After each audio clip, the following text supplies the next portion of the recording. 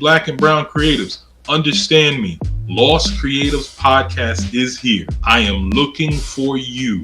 Lost Creatives Podcast. You trying to get it out there? DM me. I will shout out your work. I will drop links to your work.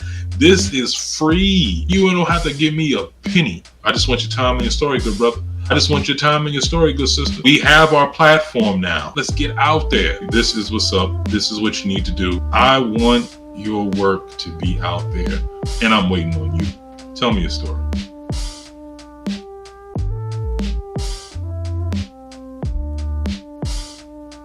All right.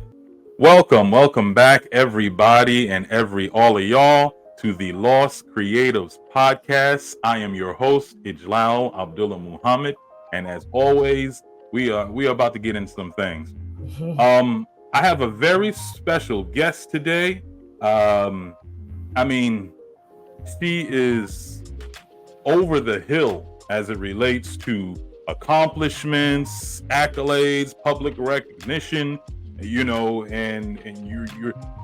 are about to dive into why she is deserving of all of that. So, let me just go ahead and just jump right into this. I'm very excited for a number of reasons, in particular, because she is a fellow author, shout out to every creative I've had on the show thus far. Chef Jamilah B, my first one. Thank you very much. Shout out to Sincerely Antoinette. Shout out to KB the Visionary. All magnificent creatives. Wonderful takes. Please definitely listen on Apple Podcasts and also on Spotify. Please watch those interviews on YouTube, on my YouTube channel, Lost Author. They were very good. A lot of great information. For people who want to be chefs, people who want to be entrepreneurs, people who are just getting into creating jewelry, metal artists like Sincerely Antoinette, people who are body paint artists and hat designers like the exceptional KB the Visionary. So please definitely check those out. But as I said to you today, this is going to be yet another great show. So, without further ado, let me just go ahead and start running down, the very small list of all her wonderful accomplishments. Excuse me. So, she is a best-selling children's book author. Before entering the literary world, she worked as an educator for more than 15 years. This work continues to influence her writing. Her picture books and middle grade fiction, which center Black and Muslim protagonists, have been recognized as the best in children's literature by many educational institutions and reputable publications. This includes Ebony Magazine, NPR, and Time Magazine, which named her book, Your Name is a Song, one of the 10 best children's books of 2021. She is a two-time winner of the Muslim Bookstagram Picture Book Award, and she has earned the prestigious Walter Irma Black and Golden Kite Award honors for her work. In addition to producing quality children's literature, she invests her time in the mentorship of aspiring authors through We Need Diverse Books, Sapillo Square, and the Highlights Foundation. She lives in Philadelphia with her husband and their 2 sons. Ladies and gentlemen, Black and brown creatives everywhere, clap your hands, put them together for Philadelphia, PA's Jamilah Thompkins-Bigelow is in the building remotely. Clap it up. Thank you. Thank you so much for that welcome. You are more than welcome. So, I have my good sisters, and then I have my good sisters. You know what I'm saying? So let me go ahead and start by saying Assalamu alaikum, good sister. Wa alaikum salam wa rahmatullahi wa barakatuhu, good brother. That's what's up. We got the full greeting. We got the full one. Okay. We got the I had to do it. Man. Okay, look. Y'all, I told you this show was gonna be gangster, right? All right, we doing it. So how you doing this morning? Doing well, doing well. Alhamdulillah. Can't complain. Oh, Can't complain. good, good. I was very, very happy when you responded. I was very happy when you responded. Is really quick. When somebody's like when they doing things. There's many signs of knowing that someone's they getting things done, right? One of those signs is they have an immediate generic response to your email. I mean, that's one of them signs, okay? I'm emailing people here and there, and they getting back to me and stuff. I emailed you, it was like, boom, thank you for contacting me. I'm so sorry, but that bloop, and if you need to do this, need to do that, I'm like, ooh, okay, I'm dealing with an official here, But with that being said, you did very much respond. I didn't just get that email and nothing else. So I just, I love that, right? I love when those who are doing what we are doing are paving the way.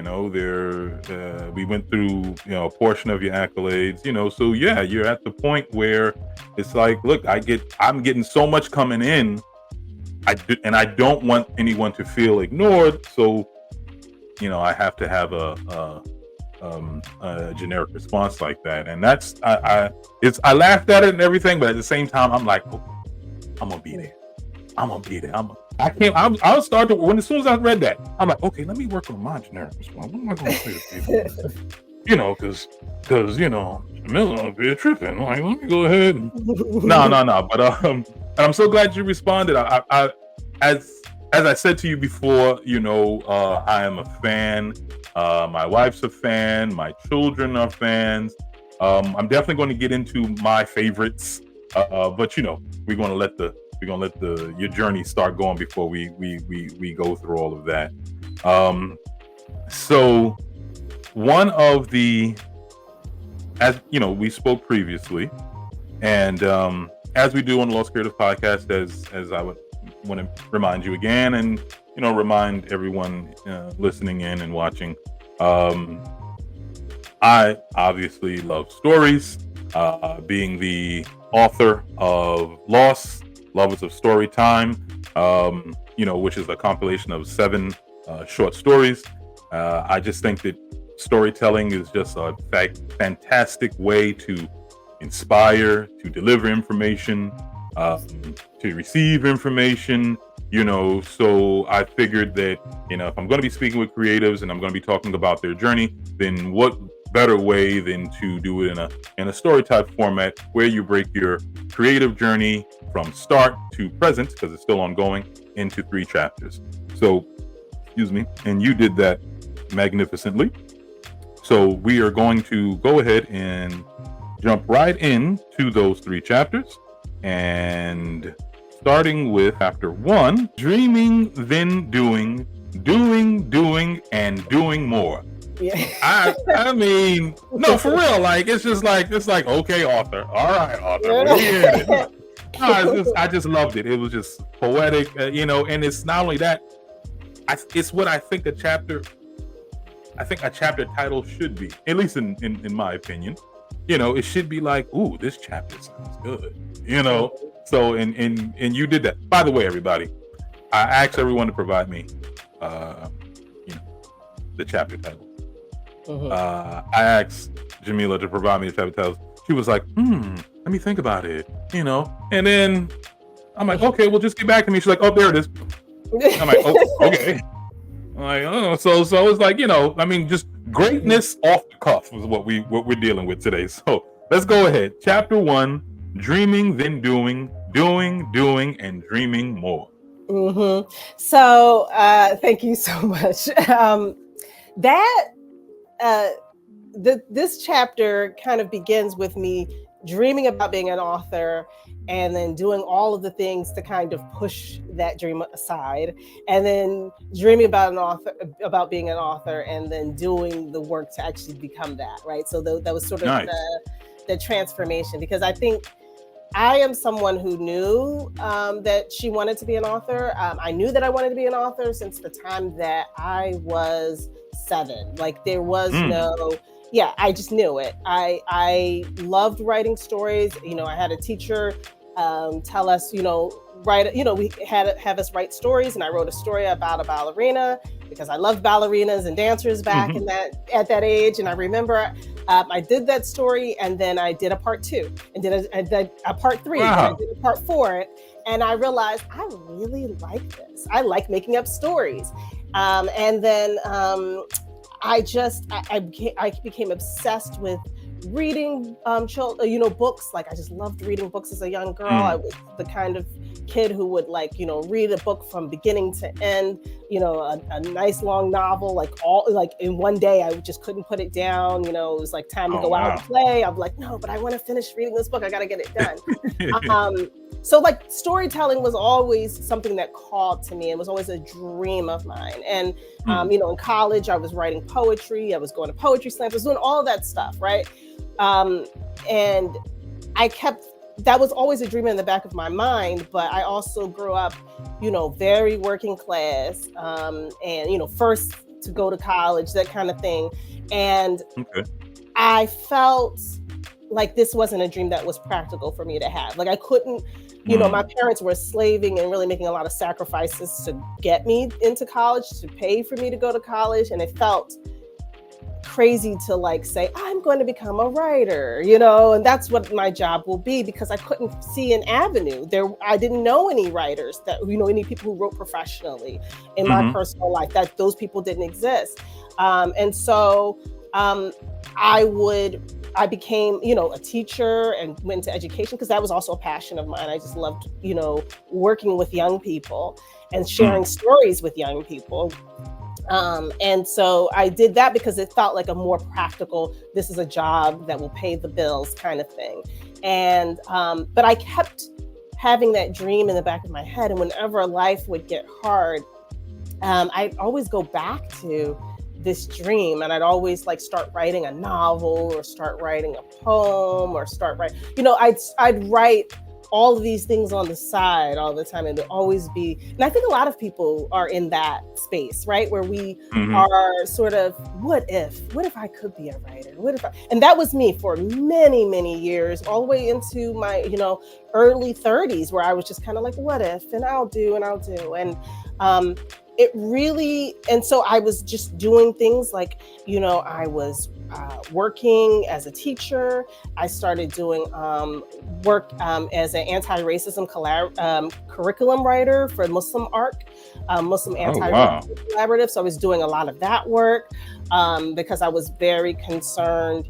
Um, After the murder of Trayvon Martin, that kind of like Mhm. sort of awoken something in me, especially because I was working with teenage boys, teenage black boys. That was who was in my classroom, and it sort of awoken something in me. And so I became involved in that work. I was doing so many different kinds of things, and I was a mother to very little boys, young boys, Mm. right? So and I was reading to them.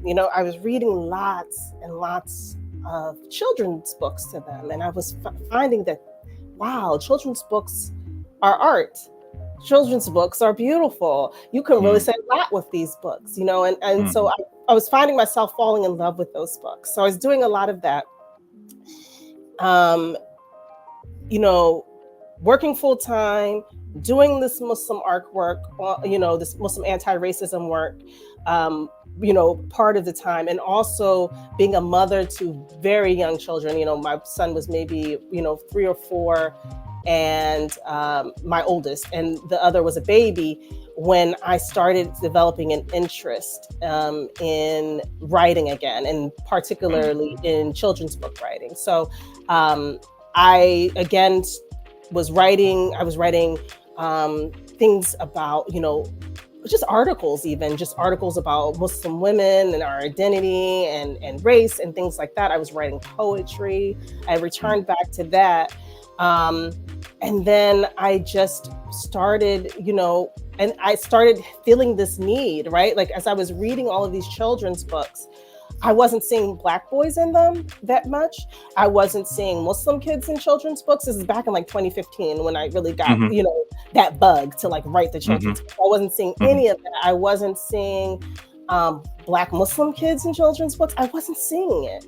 And I had all of these ideas in my head about how representation affects like how people treat others, right? How people see others, right? And this lack of representation, right? And how that impacts our ability, our ability to even teach our kids that they have value in this world, right?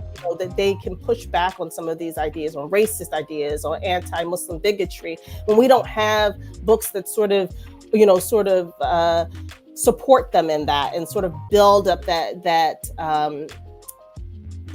confidence. So I was doing all of that, kind of collided together, and just knowing that there was a lack, feeling there was a lack, hearing Muslim moms talk about the lack of books. You can't find these books, right, about Muslim kids, Black Muslim kids, period. And it just sort of all came together for me, and it felt like, you know what, maybe I have these stories. Maybe I can tell these stories, right? And so what I started to do is I became obsessed, right? I started coming up with story ideas and organizing them. I started just coming up with children characters. So, little Black Muslim kids that I thought could, lead a story. And I became obsessed with just learning. Google was like my first educator, right? So it was like getting online and how do you write a children's book? What do you need to do? But my main educator really was the free library of the children's book section of the free library. And so I'd spend, whenever I had time, I'd go to the children's book section there, and I'd sit down with a stack of children's books, and I'd just read them, and I'd analyze them, and I'd take pages that I loved, pieces of the writing that I loved, and I'd imitate to learn, right? So I did a lot of that, and that was something that I was teaching my high school students to do, is that, you can sort of mimic a piece of writing to kind of dissect it and break it apart. And so I was doing that myself to teach myself. So I was very self-taught in the beginning. I was teaching myself how to write children's books. I had no real way to get access to classes, or, there's lots of courses and things you can do. You can get an MFA, all of it. And there wasn't really anything for me, in terms of, I didn't have the money at the time. I didn't have the time really. But what I had was, I could go to a library and I could get these, and I could look at books and I could read them, and I could break them apart, and I could, use that. And so on the side, I was, quietly, only my husband really knew about this. He was supportive for some reason. I had no idea. There was no reason to support this dream, because there was nothing to say oh, this is going to take off and go somewhere. But I had told him that I wanted to write children's books, and that, shout out to the supportive husbands. Shout out to the supportive husbands. And so he would let me, he would be like, he would take our kids, let's let mom work, or do you want to go to the bookstore and work, things like that, and I had very limited time, because again, I'm teaching full time, and again, I'm writing curriculum for anti-racist curriculum. So I'm doing all of these things, and at the same time trying to learn picture book writing, and trying to write my own picture books, and reading them to my kids, and reading them to my husband. And all of this is happening, and I'm not even thinking about submitting my work. This is now we're going into 2016. I'm not even thinking about submitting my work yet. I haven't looked at that yet, because I'm very, I think I'm very cautious. I can be very careful. I want to make sure it's right, or I won't do it. And so I spent a lot of time I'm just learning. I'm just, getting it together, figuring it out. And in 2016, there really were, this is kind of bringing us into the next chapter. But the next chapter is about, sort of being thrown into fires, right? Right. So in 2016. So really quick. Sorry to interject.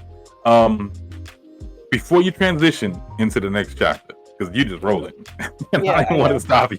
But I did have some things that I wanted to ask that you mentioned while you were going over the first chapter. So if you still were finishing off the first chapter, please do that. But before you transition into chapter 2, I wanted to ask you some things. Sure, go ahead. Oh, okay. All right. So I can go ahead and do that now. Okay. So, you had stated, you stated that, growing up, you had these things and you wanted to, you were writing stories and you're writing part 2s and 3s, and like this was a real thing for you. Yeah. I know if when you're in school and you're in class at some point, kindergarten, first grade, whatever or maybe it was like an aim. I don't know I know I grew up, in New York City, in Brooklyn and in Queens, and we would have aims like every day you come in, there was an aim on the board, and then you had to do whatever that was. I don't know if they did that in Philly, but and the aim could have been in anything. One of the things it was first 10 minutes just write about something. That's what we would do. I remember, as I was explaining on with KB the Visionary on that podcast, I was explaining to her that when I was in kindergarten, the first thing we did was draw whatever you dreamed of the night before. So I'm saying all that to say, as growing up, you either in school or at home, there comes some point where a kid is writing something. Right. You know what I'm saying? Hopefully. I mean, we have some situations where kids aren't writing at all, but for the most part, kids are writing something. But it wasn't just an assignment for you. No. It was something very real. You're creating miniature series at a young age. You said something that I see. And I also want to know what you think about this. It seems like, definitely with the creators that I have had on the show thus far, and just knowing creators in general, we all run into. You said that you love doing this, but at the time it just didn't really seem like this was something you were going to do with your life. And I think that I wonder why that is. Like, why is it that we all are very creative? We're either really good at writing, or we're really good at drawing, or we're really good at something, and people see it and everyone knows this, but yet either our parents or even ourselves, sometimes we say to ourselves, well, I can't make a career out of this, I can't do anything with this, go be an educator, go pick up a trade, something that why do you think that is, that when it comes to artists, when it comes to creators, we have it from a young age, but for some reason we either told that this is not something we can do to sustain ourselves, or we start to believe that. We sell it to ourselves. Why do you think that we all have that story to tell? Oh, that's interesting. I think part of it is that we recognize beauty, we recognize art. And because I think that I have seen a lot of people, and this is going to sound mean, but I've seen a lot of people who are very mediocre, right? Who really have the confidence of like they are the most brilliant thing ever, right? To have walked the earth. And I've seen a lot of artists who are absolutely brilliant be very humble, be very, lack the confidence, lack that, and when you were saying that, I remember for some reason, I remembered instantly in college, another student saying to me, that poem should be in the New Yorker magazine. You're going to be writing for the New Yorker. And I went, like, no, like, what are you talking about? Like, this is over the top. And it has to do with, I think, the recognition of when I see certain pieces, like, and again, I think that's why I recognize it in the picture books. When I see those things, I'm seeing what's making this great, right? A lot of people who are not that artistically inclined, right? They'll look at a piece and be like, this doesn't look that good. And it's because you're not seeing certain things. You don't understand the elements that are making this really powerful and strong and resonate. And so part of it, I think, is that if you are an artist, it's natural to always feel that your art needs, and I think it kind of does, right? That your art needs more, that there needs that you need to keep pushing and pushing and pushing, and you see the flaws. The story is never finished. The story is never done. It's just you stopped editing, right? But it's not done. And I can point to every single book that I've written and tell you what I need to work on more right now. Right. It doesn't matter if it won awards. It doesn't matter if it's a best-selling book. And I think that that's the story of a lot of creatives and artists. And what's important for a creative is to have a lot of people in their spaces who believe in them, because and sometimes even more than you believe in yourself. It's really hard to push, to push as a creative if you don't have people surrounding you who believe that, because you're going to have your doubts. And I think those doubts are very normal. I've talked to a lot of aspiring authors who will say things like, who ask me things like, well, how do you know it's ready? How do you know your work is ready? And I said, and I have to tell them, that's not a question that you stop asking as you get more established as an author. You feel it. How do I know that this is ready? I don't know that this is ready, right? You start to have certain things that there's certain things that you get comfortable with, you get used to. There's certain hallmarks of a piece that's more refined and cleaned up, but you still have those questions, and those wonderings about work, and that confidence doesn't come just because you've been in the industry more. So it's just, and in fact, when I go to the second chapter, I think that chapter actually speaks to sort of that lack of confidence. Because see, in that dreaming and doing phase, I am not sending my work to anyone. I'm not thinking about it. I don't think it's ready to be sent out.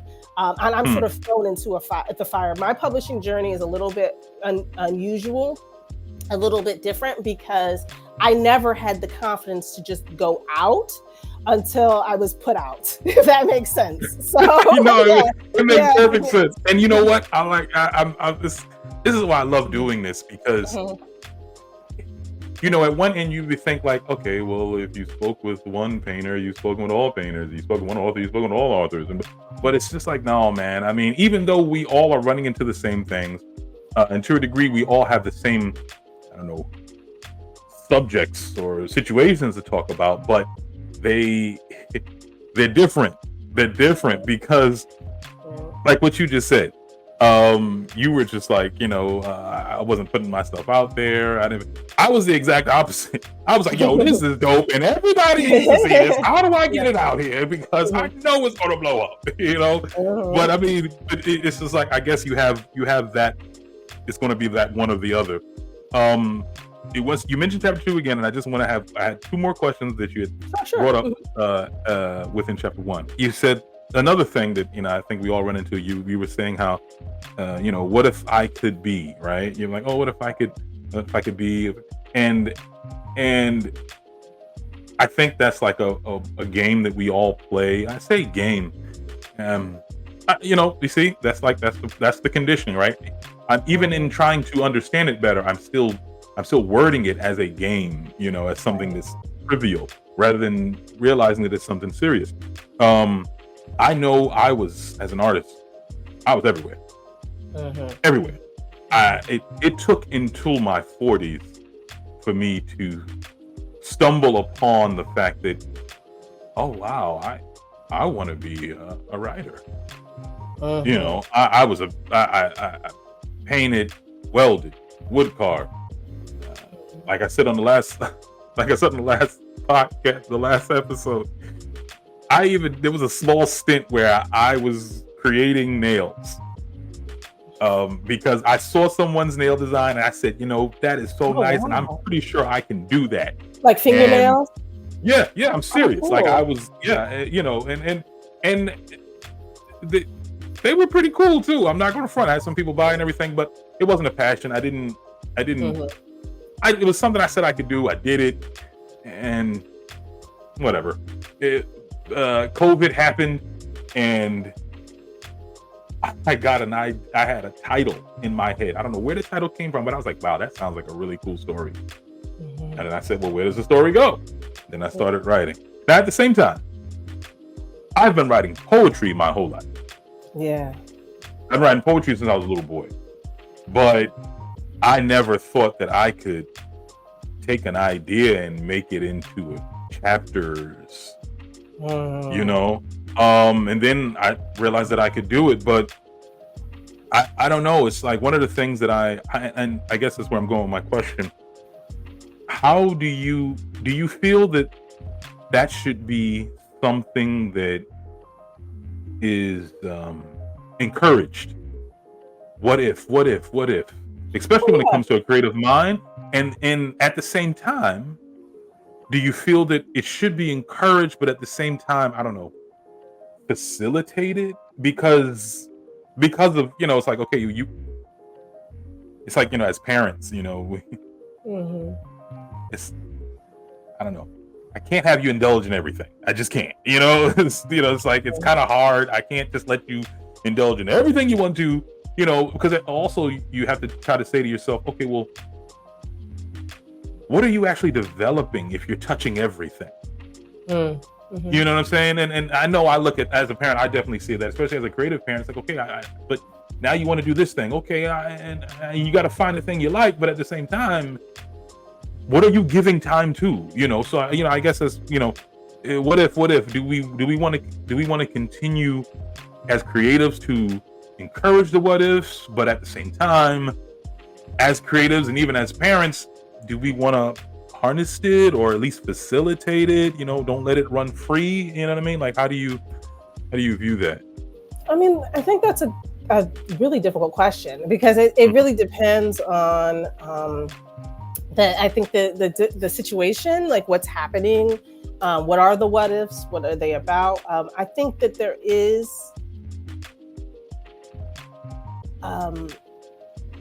there's something special about just allowing the what ifs to happen. There is a wonder in that. There is a magic in that when we can imagine the what ifs, that's when we start to actually create what is.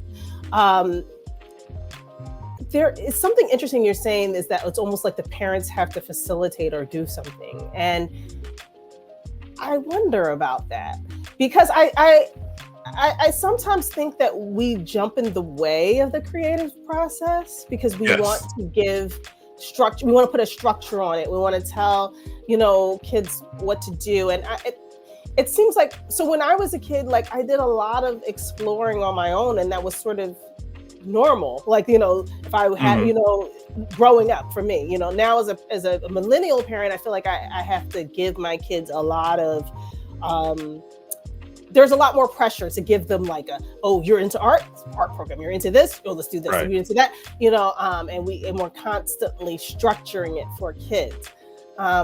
And it's like my oldest, he was very much into art, and I put him into art classes, and then he wasn't into art anymore, but he had that interest without art class, and I wonder, and it's not to say that kids shouldn't be like learn the fundamentals, because I think fundamentals are very important.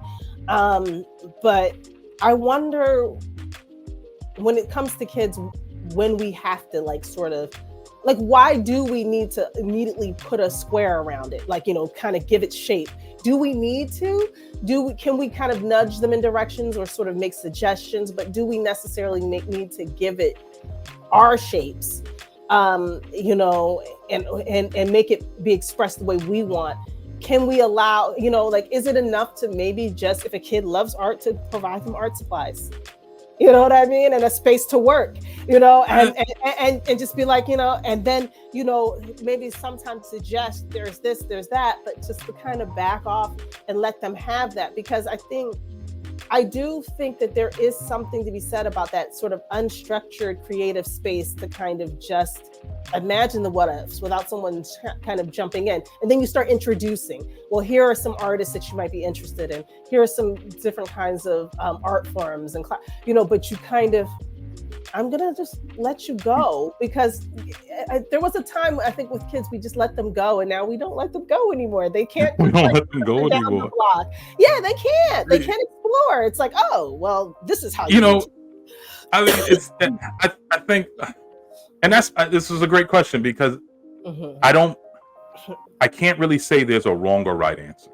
Right. You know, it, I as parents, I'm, you know, especially with the way the world's going today, you know, it's just like, you know, oh, let your child just live. It's like, no, they don't know anything. It's like, I can't just Right. let them do what they want to do. They don't understand how things work, you know. So when it comes to, you know, stuff like that, but at the same time, yes, a creative mind needs to run free. Right. To see, if for any other reason, to see how creative it could be, you know. But you know, we definitely see the world out of our own eyes, and because of that, our perspective is forged by our life experiences. I asked that question, and I was thinking about KB the Visionary, the most recent interview I had right before this one.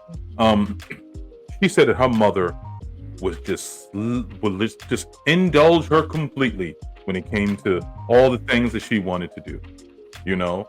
And I love that. I mean, my parents, you know, they didn't harness me in any way. You know, they very much let me be creative.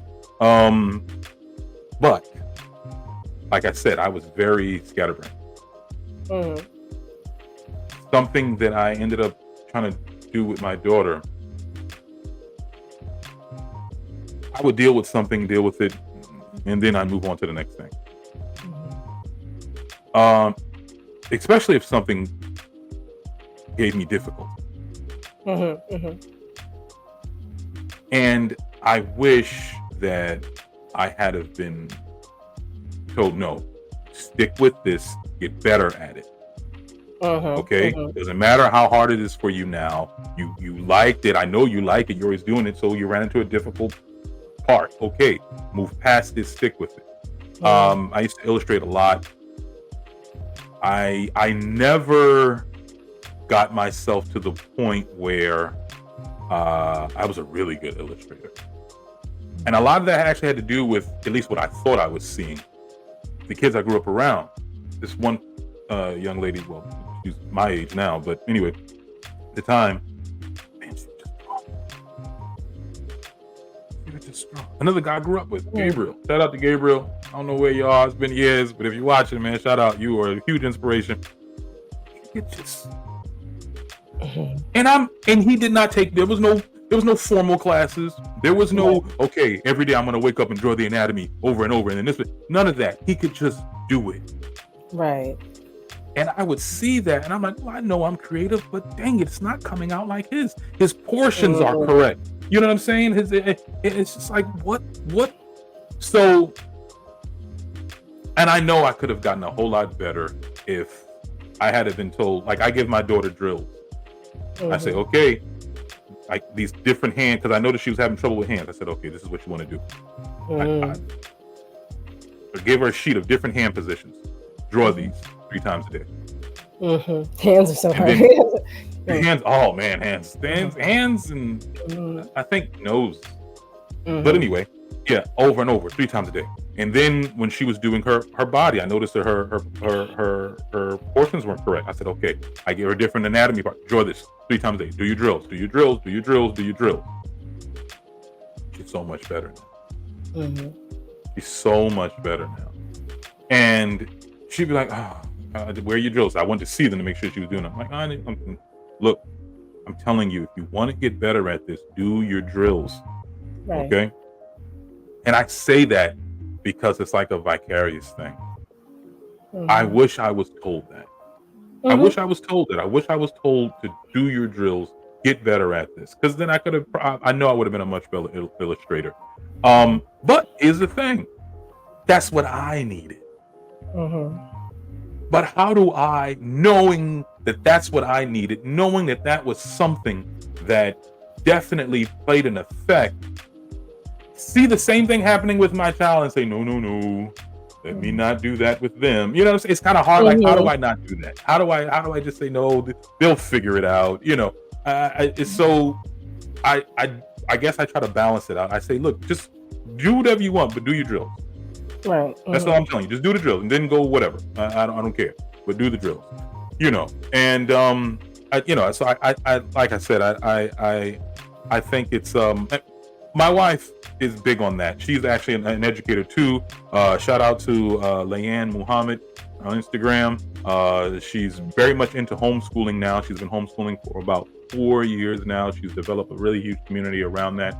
She's an excellent homeschooler because, you know, a lot of people think, oh, well, I'm a teacher, I can do homeschool. Kind of two different animals. You know? Oh, yeah. And she's really good with that. Excellent resources, by the way. So, you know, at Layanne Muhammad, definitely. But she introduced the children to different artists. Even artists that I'm like, why are you teaching them about this person? But she's just like, no, but they should know, you know, and so I don't say nothing. But because, you know, this is stuff that I don't consider to be art, but it is, so whatever. So, but you know, music and everything. So she exposes them to it, Right. and they don't really understand the greatness that she's providing them by that. You know, they don't see that this is making a subconscious impression on you. Right. You know, and I think it's great, but I don't want to belabor the point because we could make the whole show about this subject right here. You know, how do you push it? Do you not push it? Do you facilitate it? You let it run rampant? But it's, you know, when you said it, I was like, what's your thoughts on that? I did have another question, but I actually think it would be better to wait for the end because I still think no matter what you say in your next chapters, it's still centered around this. So I'll just save that for the end. But you've been eagerly wanting to transition into chapter 2. No, I just wanted to say because it's sort of it builds into the next piece, right? Which is like, you know, sort of that doing and dreaming, but not really like not necessarily sort of building up the things, you know, putting together the things I need to kind of, you know, get this thing going, you know, getting the ingredients together, but not really, you know, getting it on the fire, right? And now it's like, oh, okay, no, we're throwing it on the fire. So, that's right. Come on, chapter 2, thrown into the fire. Right. So, make it happen. In 2016, a few things had happened. I had been writing on the side, right, like doing just articles and things like that.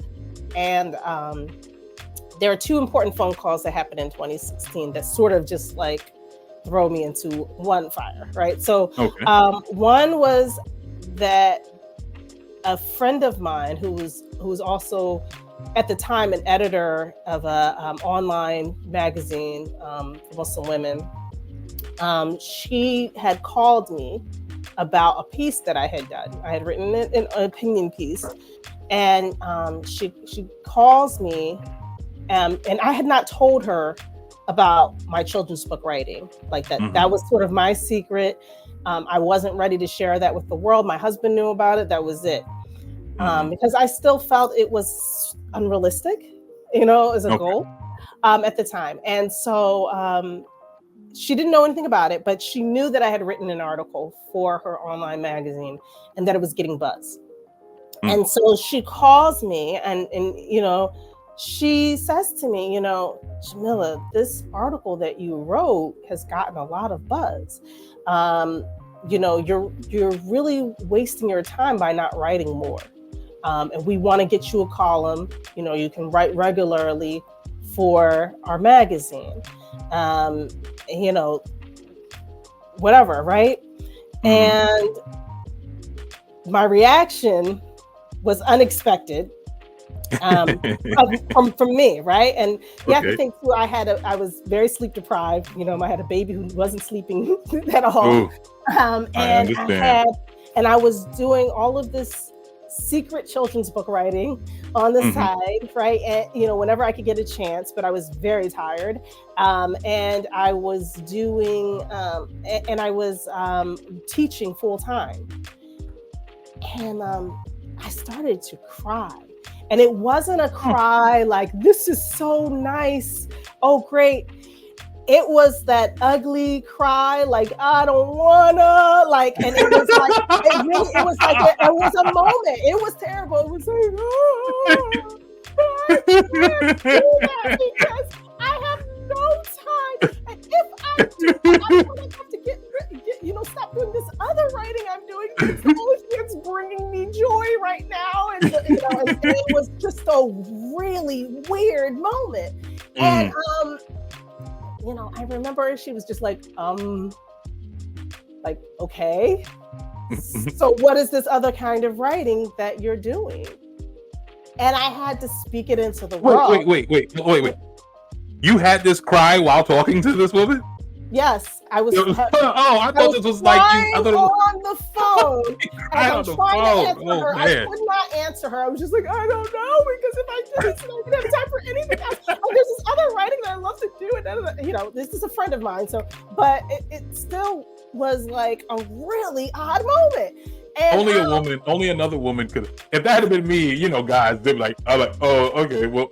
Okay, how about I call you back? I don't know what to do with this. Right. Well, it was definitely very awkward in that way, right? And so she's like, okay, so what kind of writing are you doing? And then I had to tell her, and I told her about some of the picture books that I've been writing, and that I really wanted to write children's books. And she kind of got off the phone with me. It was like, oh, okay, well, go do that. Do you? Go do that. Take care of yourself. Yeah, right, exactly. Wipe your nose. Yeah, go take care of yourself. So it was this, right? And so that happened, and I thought nothing of it. 2 weeks later, I get an email, and it's from her. And basically what has happened is there is an editor at Simon & Schuster so one of the biggest publishers. Yeah, I know. And this is a children's book editor, has worked with celebrities, has worked with done really big deals, whatever. And she is starting she also happens to be Muslim, and she wants to start a line of children's books featuring Muslim characters. And so Muslim kid characters written by Muslim authors. And she wants it to be diverse, but she cannot find any Black Muslim authors. And so she had sent a blast, this other editor, had sent a blast to every Black Muslim editor or Muslim editor that she knew of, just kind of saying, do you know anyone who is doing this work? Any Black Muslim authors who are writing children's books? And so my friend, what she did is she replied to her and CC'd me on it and said, Jamilah's doing this work. Jamila, send her your work. And nice. Yes. And so nice. Yes. Now, if I was a good person, then I would have been like, thank you. You are such a great friend. Right? But I am this person. I am me. Very flawed. And I was mad. I was mad. I felt that I was not ready at all, and this was going to be a huge embarrassment for me. And so I remember, sort of being upset, like, you didn't talk to me first. If she had talked to me first, to be honest, and I think my friend knew this, I would probably have said to her, I don't think I'm ready. You said no. Yeah, I don't think I'm ready. And so again, what I said about surrounding yourself with people who kind of, And I wrote it down. It down. And every time I look away and I look down, it's because I'm writing down a gem. You said it's important for creatives to have people in the space who support them and believe in them more than you believe in yourself. Right. I thought that was beautiful. Yeah. Because it's just a weird, because that's what happened, right? It was like, and I was mad. I was like, I'm going to embarrass myself. My career's going to be over before I even started. Like, I'm going to send my work out to someone like this kind of big time editor. Who am I? Like, and, she kind of just said, Jamilah, just talk to the lady. And I remember it was crazy because I set up a call with this editor, and I remember we had to cancel the call a few times. Like she was busy. I finally had a chance to talk to her on the phone, and I remember it was like maybe the fourth time. We finally got a call, and I was in my classroom. Like students were out. It was my prep period, and I was talking to her on the phone about my idea. One of my most detailed stories, a story I've been working on, a series I've been working on for a long time. And she told me that she didn't think it was going to work. And yes. And so, I mean, even with that, so that happened, right? So this happened, and I was like, and I, remember thinking in that moment, yep, my friend was wrong. I had, this isn't practical. But then I said to her, well, because she was about to get off the phone with me, and I said, there is this one story, and it wasn't done, and it was just kind of a loose thought in my head, and maybe a few, loose words on a page.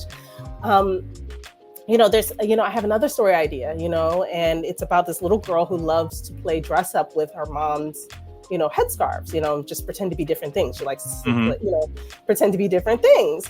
And this editor, she said to me, she says, that might work, send it to me. And so I worked like mad to get that, to get that story done. I wrote like 100 versions of it. And I submitted it to her. I mean, I tell you all this because I want y'all to hear just how much work, even within that, even though this was sort of my end, I wrote this and submitted to her, and she told me that the ending was all wrong and try again. And so I wrote and wrote and wrote, and I remember I had wrote several endings, and I had gotten it to like 2 that I thought might work. And so then I was reading both of the versions to myself, and I remember reading them and thinking, both of these are trash. This is not good enough. This is not going to work. And I got ready to send this editor my emails, just saying my friend was too ambitious. I think she just she didn't really understand where I am. I'm not really ready for this right now. And I remember, it's weird because I'll just say stuff out of my mouth, and I didn't prepare to say it right. But I said out loud, you just don't want to hear no, because I didn't want to hear that final no. And I thought this would be the final no if I couldn't get this done. And so what I did was I deleted that email, and I picked one version and I sent it to the editor. And that night, that editor emailed me back. The night, which that's not what happens, but she had written back, in all caps, I love this. And that became Mommy's Kimar. Oh! So you had an offer. I was like, when you said the different scars, I was like, okay, but I'm not for sure, but yes. Mommy's Kimar. And what happened was, so I got, and I didn't have an agent. I had never submitted my work beyond just this editor, So I had never submitted my work. So I had a book deal in hand, a contract. I had all of the things that come along with a book being launched. So there was like a cover, coming out. There were like different things going on.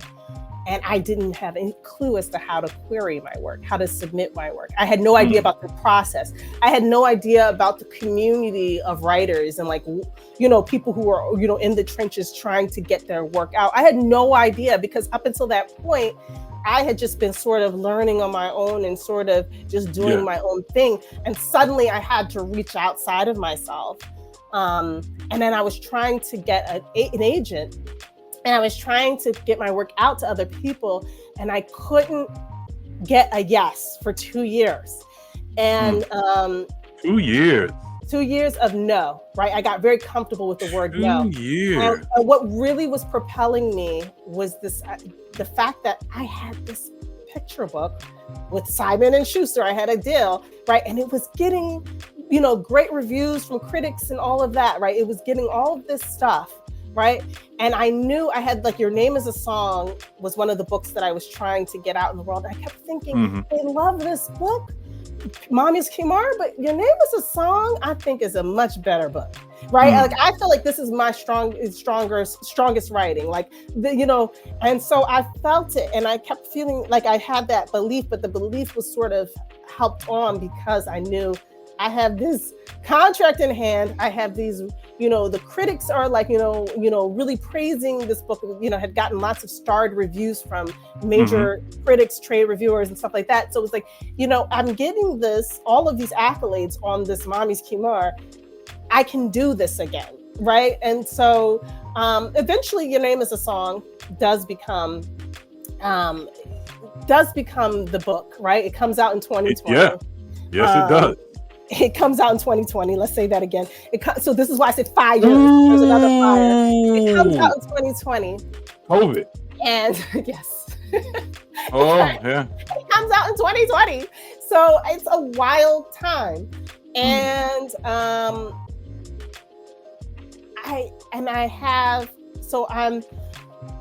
by this time I'm outside. I'm not teaching anymore. I'm working in alternative education or out of school time education. So I have this really difficult day job because it's still challenging in that way. Like, I'm directing a writing center for youth. So it's like a lot of work, right? And now I'm doing it online. And then I have my child who's in kindergarten who needs virtual schooling. I have all of that going on because now he's in virtual school. This is what's happening, and he has special needs. So I'm doing, virtual school full time while running a writing center, virtually full time while being a picture book author. And shout out to the moms, man. Shout out to the moms. Right. And COVID, that pandemic sort of forces my hand. Right, because I had this book that comes out, Your Name is a Song, and it looks like it's going to be successful. It looks really successful. The pandemic is crazy, and yet it seems like I'm constantly hearing buzz about this book. I'm constantly, and like when it came out, it sold out. It sold out Amazon the first day. Like it just sort of. And Amazon, and what happened was because it was through a small publisher, Amazon pulled all of the stock. So the first print.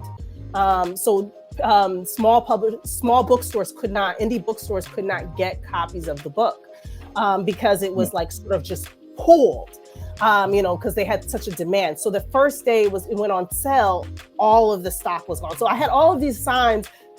My book is doing well, right? But you don't get your money until like months later, right? As an author. But you're like, it looks like, you even get that statement. It looks like this book is doing well. But I also have heard for a long time, keep your day job, keep your day job, keep your day job. Right. Yeah. And I also need to teach, or work with my child from like 8 to 3 each day, at his school, virtual school. So it was another fire that sort of forced me to make the decision, like, can I continue to work full time or am I a full-time author now? And ultimately I chose to go with being a full-time author without knowing whether or not that would work. Without knowing whether or not I could sustain myself that way, support my family in that way. Like, I didn't know. I had to sort of take that leap. And so in 2020, I stopped working, a day job full time. I stopped working as an educator full time, and I took that leap. And I'm still kind of, in that, free fall. So, but yeah, it's like, but basically, it's just been a time of, just trying to, just being a full-time author, working, and it's been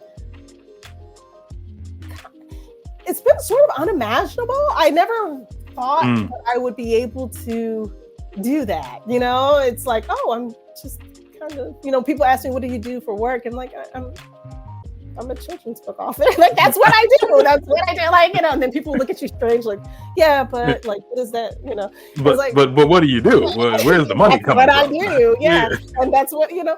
And so, and, you know, and since then, you know, I've published, you know, several books, and, you know, and it became a lot easier, but yeah, it's still a crazy ride, because I am totally a self-employed creative, and I have never, I was someone who never wanted to do that. I was someone who always wanted to be able to rely on something else, to rely on others, you know. You know, I rely on my husband's health insurance. Shout out to him. But I mean, having, because that's not something, you know, creators people get, right? But otherwise, like, you know, it's just been nuts to be able to say, oh, well, this is what I do, and it's kind of fun, you know, to sort of not know. It's scary, but it's also fun to kind of like, I don't really know where the next, you know, when the next pay is coming, you know, in terms of, you know, what's happening with that, and I have to make it happen every single day, you know. So that, you know, I'm quite sure you know, Chef Jamilah B. Yes. So she is one of my mentors. I think her entrepreneur sense is, her business acumen is on point, you know. And I love the fact that every time I speak to this woman, she's doing something else. Making another move, and it's another big move, and it's just like, dang, man, like, I'm trying to get there. Like, and you just wake up in the morning and just breathe entrepreneur success. Like, it's just, anyway, you know, but you know, and that's what everybody sees, right? You know, and then, you know, when she was, you know, telling her journey, you know, there's a reality behind that, you know, which is like, look, this is a grind. It is. This is a straight up HUSTLE hustle. Right. You know what I'm saying? It's just, and like you said, like she said, you if you don't make the money, then the money is not made. Exactly. You know what I'm saying? And so every day, every minute, and that goes to show why it is that every time I speak with her, something else is popping. You know, because what did James Brown said, it pays the cost to be the boss. Yeah. You know, it's like, everybody wants to be the boss, but can you really be the boss? Do you know what it's like to have to make sure that you make it coming, you know, make it going, especially if you got payroll? You know, that's a whole nother other monster. But you said something, and I wanted to ask you really quick, because, you know, I'm very much looking to be where you are. You know, this is self-published, my book. You know, and I'm trying to get it going. I actually wrote a novel, and I said maybe I'll try to go the literary agent route. I'm so glad you said what you said. It was scary, but at the same time, it made me feel a whole lot better, because I'm running into all the no's, but I haven't done it for 2 years yet. You know, so, you know, but anyway, you said something, and this is something that scares me, but I'm learning to deal with it. You said that when you first sent the several versions out, she was like, this ending's got to go. Right? And then you redid it, and then she was cool with that ending. Right. Now, looking back,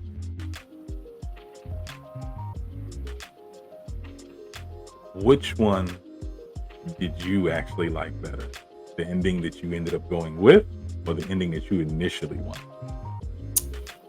The one that I initially wanted, but I think it's because I can objectively say the ending that I went with is the better one for the book. And I didn't understand certain things. So I remember this editor, and I can name, her name is Zareen Jaffrey. And I remember she had told me something. She'd said to me, this isn't the right ending for a quiet book. And I didn't understand what a quiet book was. Yeah, like I don't know what that is. Book. It's like a quiet picture book, right? This is not the right. And I think when I first wrote Mommy's Kumar, there was a recognition for me that it was sort of very calm, very soothing, and I wanted some tension, something to happen at the end. Because I wrote it as a poem, but I wanted something, like something to happen to be like, let's pick up the pace. And so I enjoyed that pick up the pace kind of thing. But I recognize for the reader that's reading the opening of the book, they don't want that for that book. And so I appreciate that ending more. I love it more. I would not write the book. Like if I had to do it again, I would still go with the ending that that is quiet, because it worked for the book. It works for the book. Yeah, it works for the book, and every book has something else, has a different need. And I think when you're a first-time author, like you want your book to be all of the things, and so you want it to be able to. I want it to have action. I want it to be peaceful. I want it to have poetry. No. And now that I have settled into like, okay, I have several books. I have, number of books coming out. I realize I don't have to have my books be all the things. Like some of my books can be this thing. Some of my books can be that thing. They serve different purposes and certain needs. And so now I get like, okay, that's what Mommy's Kumar needs to be. And the only book that I get, there's a compliment that I get from Mommy's Kumar that I don't get from my other books. I consistently get it. And this is the compliment that I get. My 3 or 4-year-old, so it's usually a child around this age, 3, 4, 5-year-old, needs me to read this book every single night. Nice. I think I heard that one time for Your Name Is a Song, my most popular book. Yes. But Mommy's Kumar is the book that I hear that for consistently. And so I recognize now that is a book for that kid that needs that quiet calm at the end of the night. That is what Mommy's Kumar provides. So I'm happy that it went that way, and that she sort of pushed me towards that when I didn't really understand. Yeah. That's really dope. I think about that. My son, as a matter of fact, is 2. He can go back and forth between either one. It's is it Abdul's Story, I think. Yeah. Abdul's Story. And if it's not Abdul's Story, it's that book, Hey Black Child. Oh yeah. I love that child. It's Abdul's Story or Hey Black Child, that he needs. But my 5-year-old.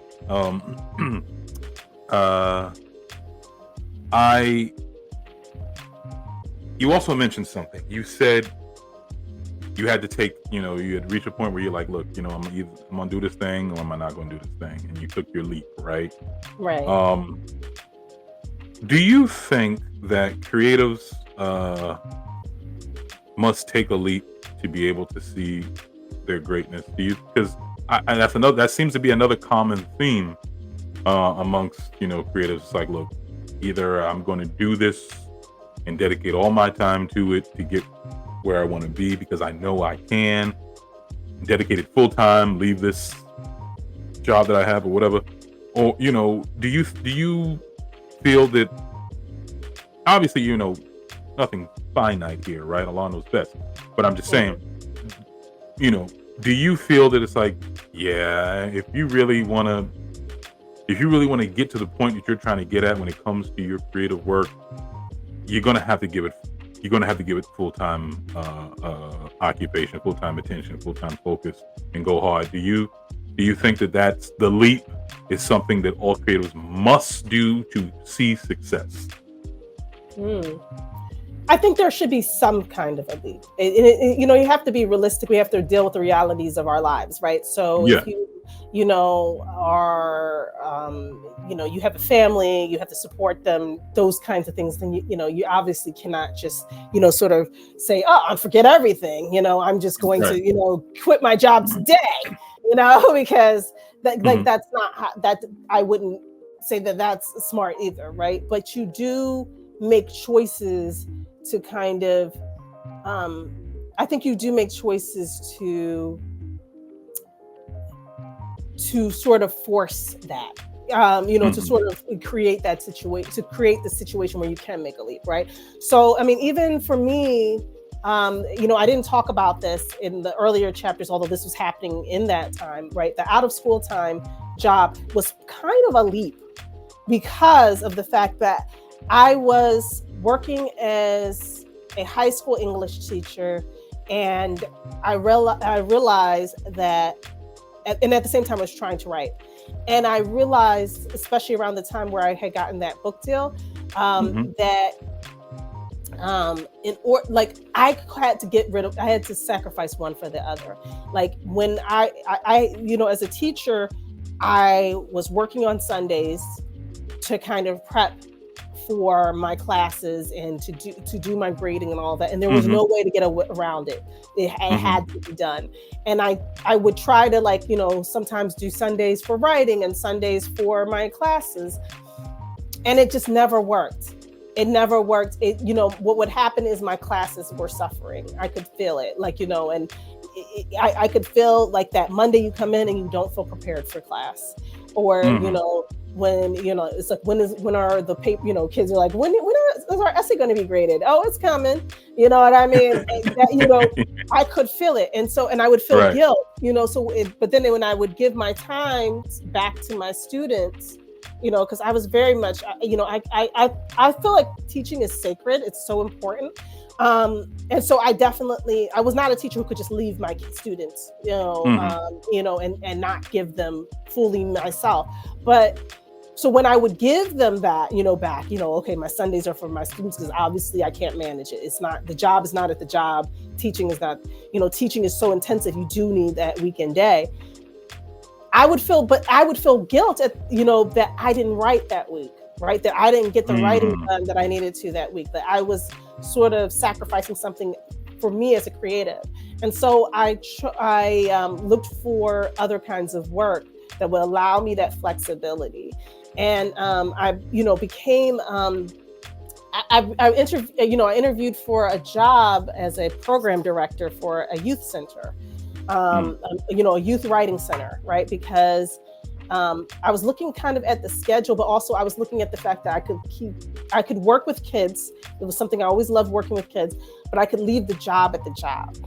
And I remember at the interview, one of the final interviews, maybe it was the final one. My supervisor at the time, she was interviewing me, and she's like, she's kind of dancing around saying, sometimes we need people to work on Sundays, like you have a Sunday through Thursday week, but I remember I had this feeling like, oh, good, this is good. And so I said to her, what if I always wanted to work Sunday through Thursdays? Because it's out of school time, so Sundays is good. What if I always wanted to work Sundays through Thursdays? And she said, and her eyes lit up, right? She's excited, like a full-time person that won't fight back on this, right? Because the reason why, though, is I knew what that meant. Fridays were my day off, Friday and Saturday. And Friday was a day when my kids were in school or wherever, daycare, whatever. They were busy, and I would be able to You would write. have time. Yeah. So it's a crazy thing, because it's sort of like my excitement was I have a day to work, another day to work. And so for about 4 years, I was doing this 6 days a week work, where I was Sunday through Thursday working my day job, and Friday my writing, which wasn't paying me at the time, right? It was just me trying to become this writer. Friday would be my day to become an author, and to really work through and get to that point. And so it was a, and obviously again, having a partner that was very supportive, because Sundays I wasn't at home, I was at work, right? But it was it's choices like those. I think that I bring that up as, I spent a long time talking about that, but it's the fact of the choices that we make, right? To kind of force the issue that my art has priority in my life. So everybody's situation is different, but you have to think about, well, what are the choices that you make to force the art to be a priority in your life? And I think about people like Toni Morrison, who for years got up at 3 a.m. to write, before going to her job, her day job. So it's things like that. We write around the edges of the day, and we write around the edges of the week, right? And we create, but we always make choices that make it easier to prioritize the art. And so that was really, for me, that's what it is when I say taking the leap. It's like you sort of constantly are choosing these things that sort of make it so that you can have the space to create your art. Well, I got nothing else to say there. Yeah, I agree. Something else I was actually going to mention when I asked you about, looking back, which ending did you like better? When I, not so much when I wrote the short story compilations, but when I wrote my first novel, my wife being my first critic, because like you, she was an avid reader. Same thing when she was a kid, when she would turn down going to play to finish her book. She just reads. My mother, may Allah be pleased with her, was a very avid reader. So anyway, I wrote it, and she read it, and she was just like, this is very good, but there's a lot of developing you got to do here. And then she made me realize that I had to go back in, and I was very irritated with having to change something I did. That's just, I've talked about that several times before, but it's just, like, no, this is the way I want to do it, and leave it alone. But this was a new world to me, and I knew that she reads books is what she does, right? So it's like, I'm telling you, you're gonna have to develop this more. And I'm like, so where the heck do I start? I mean, I'm supposed to just make up something, and then when I said that to myself, I was like, yeah, Jalal, make up something, kind of like the story you made up. I mean, it's like, it's all made up, so make up more. This is supposed to be book of 3, isn't it? All right, we'll stretch this out. So, and that, and then she didn't just say that. She was just like, look, one of the things that she also mentioned to me, which I've learned that it's not uncommon. I learned that it's very common, but kind of taboo, I guess. I'm an author who enjoys writing, who loves writing. Reader. You're not? I'm not a big reader. And let me tell you why. Things have to really interest me for me to want to get through what I'm reading. If it's not page turning to me, I cannot finish this. It becomes tasking if I'm not intrigued. You know what I'm saying? Like, my wife, she'll read something and she'll be like, oh, it was a horrible book, but she'll freaking finish the whole thing. I do not understand that. I'm like, I don't, how do you finish this if it's horrible? I was like, well, I mean, that's just because I think that she just has a love. So, I gotta finish it. Maybe it'll turn out differently. Like, look, I don't even finish a horrible movie. If it sucks, I'm done. But yeah, it's so because of that, because of that, I'm very limited in what I have read. Every biography that I was interested in reading, I read all the way through. I'm gonna say something. The first novel that there was, something that wasn't a biography or something I didn't have to read for school or something like that. That for some reason it made me actually experience the joy of reading. Even when I read a biography and I enjoyed it, it wasn't like a joy thing. Because to tell you the truth, it's usually about someone's life who, it was hard. You know what I'm saying? Like the autobiography of Frederick Douglass or, Malcolm X or Dr. Huey P. Newton. I read, those are the ones I typically read. So it's, it's tragic, so there wasn't joy in reading it. The joy was learning about their life. Right. But anyway, the first time I felt the joy of reading, I was 20, early 20s. And my sister-in-law at the time, she was 12 years old, and she had this book, Scholastic, right? The Scholastic books. I had this book. I don't know if you're familiar with it. It's called Artemis Fowl. Yes. Yeah, Disney made a horrible, pathetic. Anyway, Artemis Fowl, right? You're familiar with the book. Ian Colfer, I think the author's name. And she was like, "Oh, you gotta read it, you gotta read it, please read it." And I was just like, "I don't want to read it." I'm like, "Okay, fine, whatever." So I picked it up, right? And I kid you not, I'm like, "Oh." And then by the time it was ready to go, I was like, I went to her, I said, "Can I borrow this book?" Right. She's like, "Yeah, right." She said, "Take it." I was like, "Okay." Yeah, I finished that book in 3 days. Oh wow. This was amazing for me because I don't just do that. Right. I love this book so much. I became an Artemis Fowl fan. Oh, I loved it so much. I wanted other people to read it because I was also a child, younger. I didn't like reading, and one of the things my parents did for me was to help me read, because like, I don't care if you don't like reading, you need to know how to read, so to develop my reading, they got me into comic books.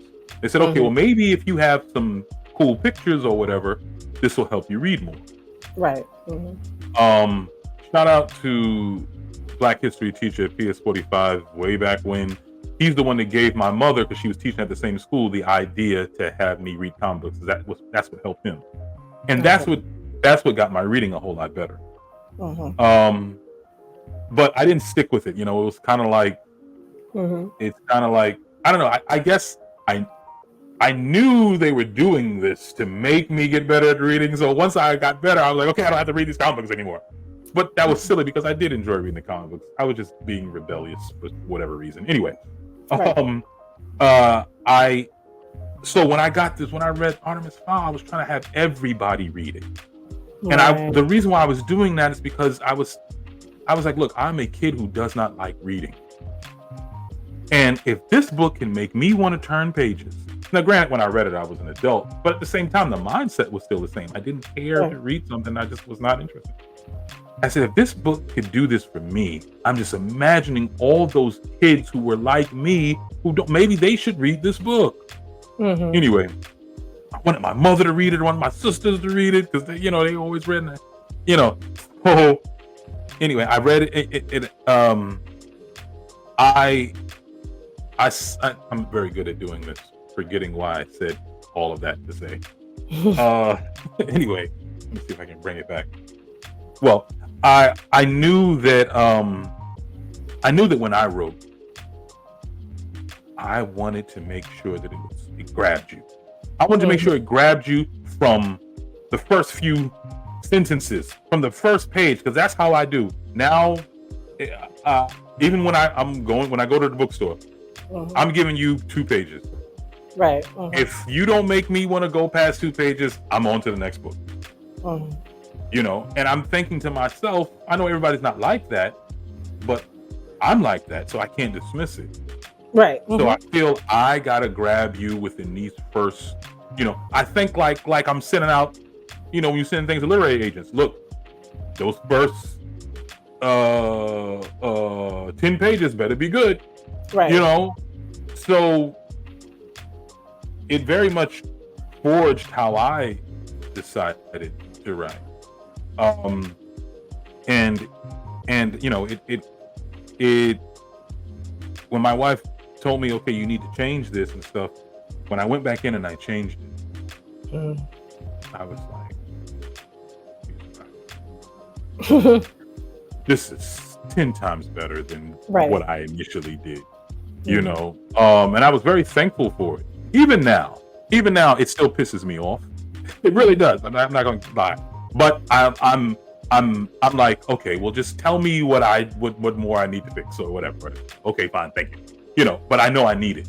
And every time I go back in to change something, and then it's like, okay, yeah, this works. It's like, and I get to see how, so much better. You know, when you as a creative, you get caught up in what you like and what makes sense to you and how you want to do it. Right. But then you also have to remember, you're trying to appeal to people who aren't you. Yeah. And then you're trying to appeal to people who aren't you in a world that already exists before you even knew it did. Right.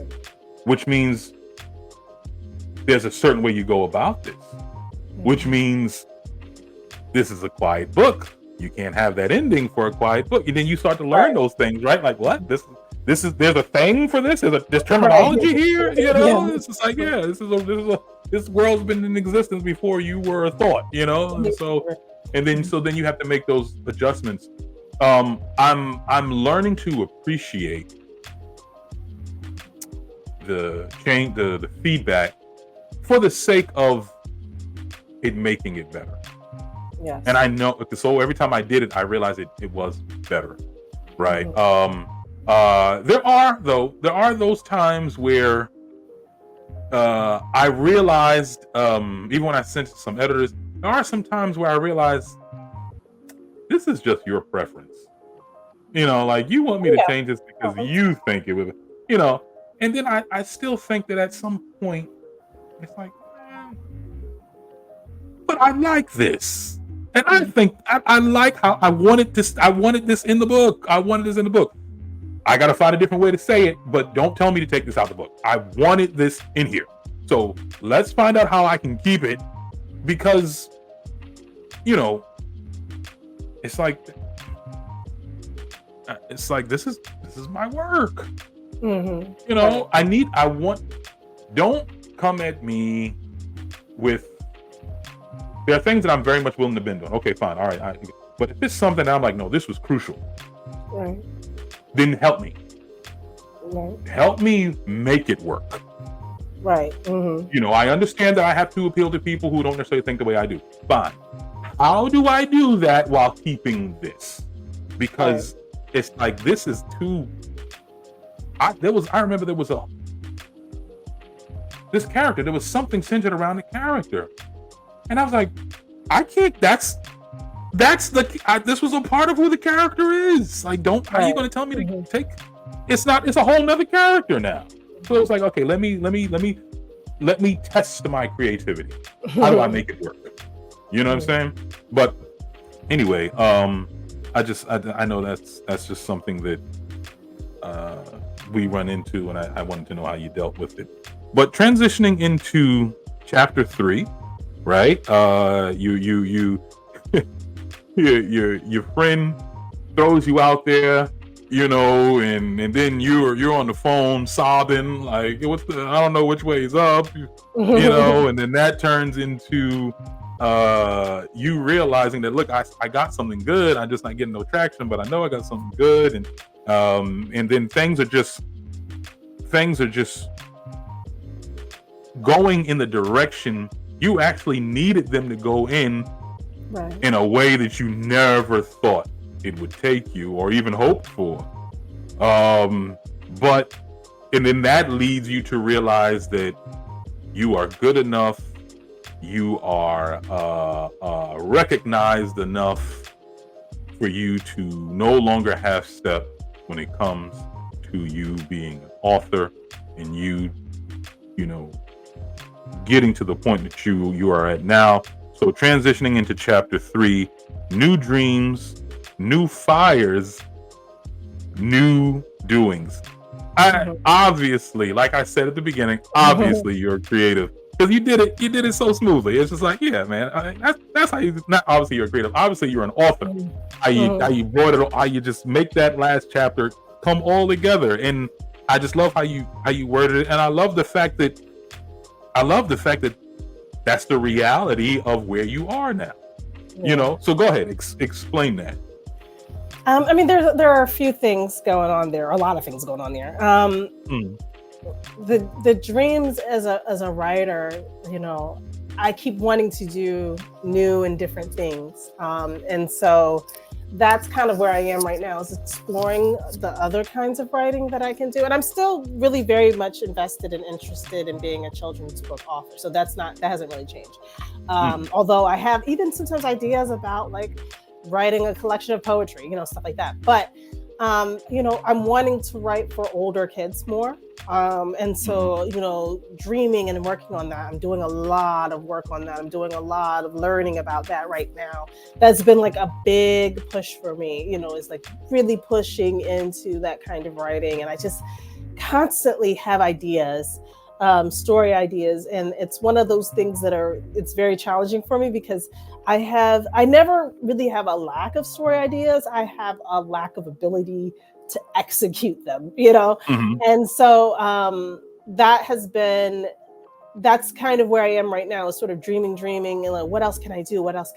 Right? You know, but at the meantime, I have, you know, different picture books coming out, different stories coming out, like they're still coming, you know, and even a co-authored like middle grade book that I recently did. Like there's different things that are happening. So, you know, all of that is happening. I'm sort of in that space. But I'm feeling that I'm feeling a discomfort again, you know, so that sort of a discomfort I was feeling, you know, back in 2015, that I need to be doing this other writing, right? So I've been feeling this discomfort, like, you know, I want to do more of this kind of writing. So that's sort of a fire. And then the other is just kind of dealing with book bans and dealing with a climate that's changed, right? So I think, you know, one of the things I recognize is a lot of the success of my work, is particularly a book like Your Name Is a Song, is because it came out during George Floyd era as well, right? What people call that George Floyd era. And now we're sort of getting a backlash to that era. And so there was a lot of push for, you know, diverse books. This is what people were calling them, for diverse children's books and more books about different kinds of topics. And now there's like a pushback on those, you know, and people will ban a book like Mommy's Kimar, will ban a book like Your Name Is a Song. So, you know, recognizing that, especially when it comes to Muslim representation, there's always kind of a swing. You know, sometimes people are interested in it, and then sometimes people are very much against it. And typically, it's really interesting. When you have someone who's a Republican in office, for example, and you know, so when the Republicans are in power and when they are using all of this anti-Muslim language, they have all this anti-Muslim bigotry, the Muslim bans, then people suddenly come out and they're, you know, really supportive of Muslim books. It's an interesting irony, right? That people are very supportive of authors then.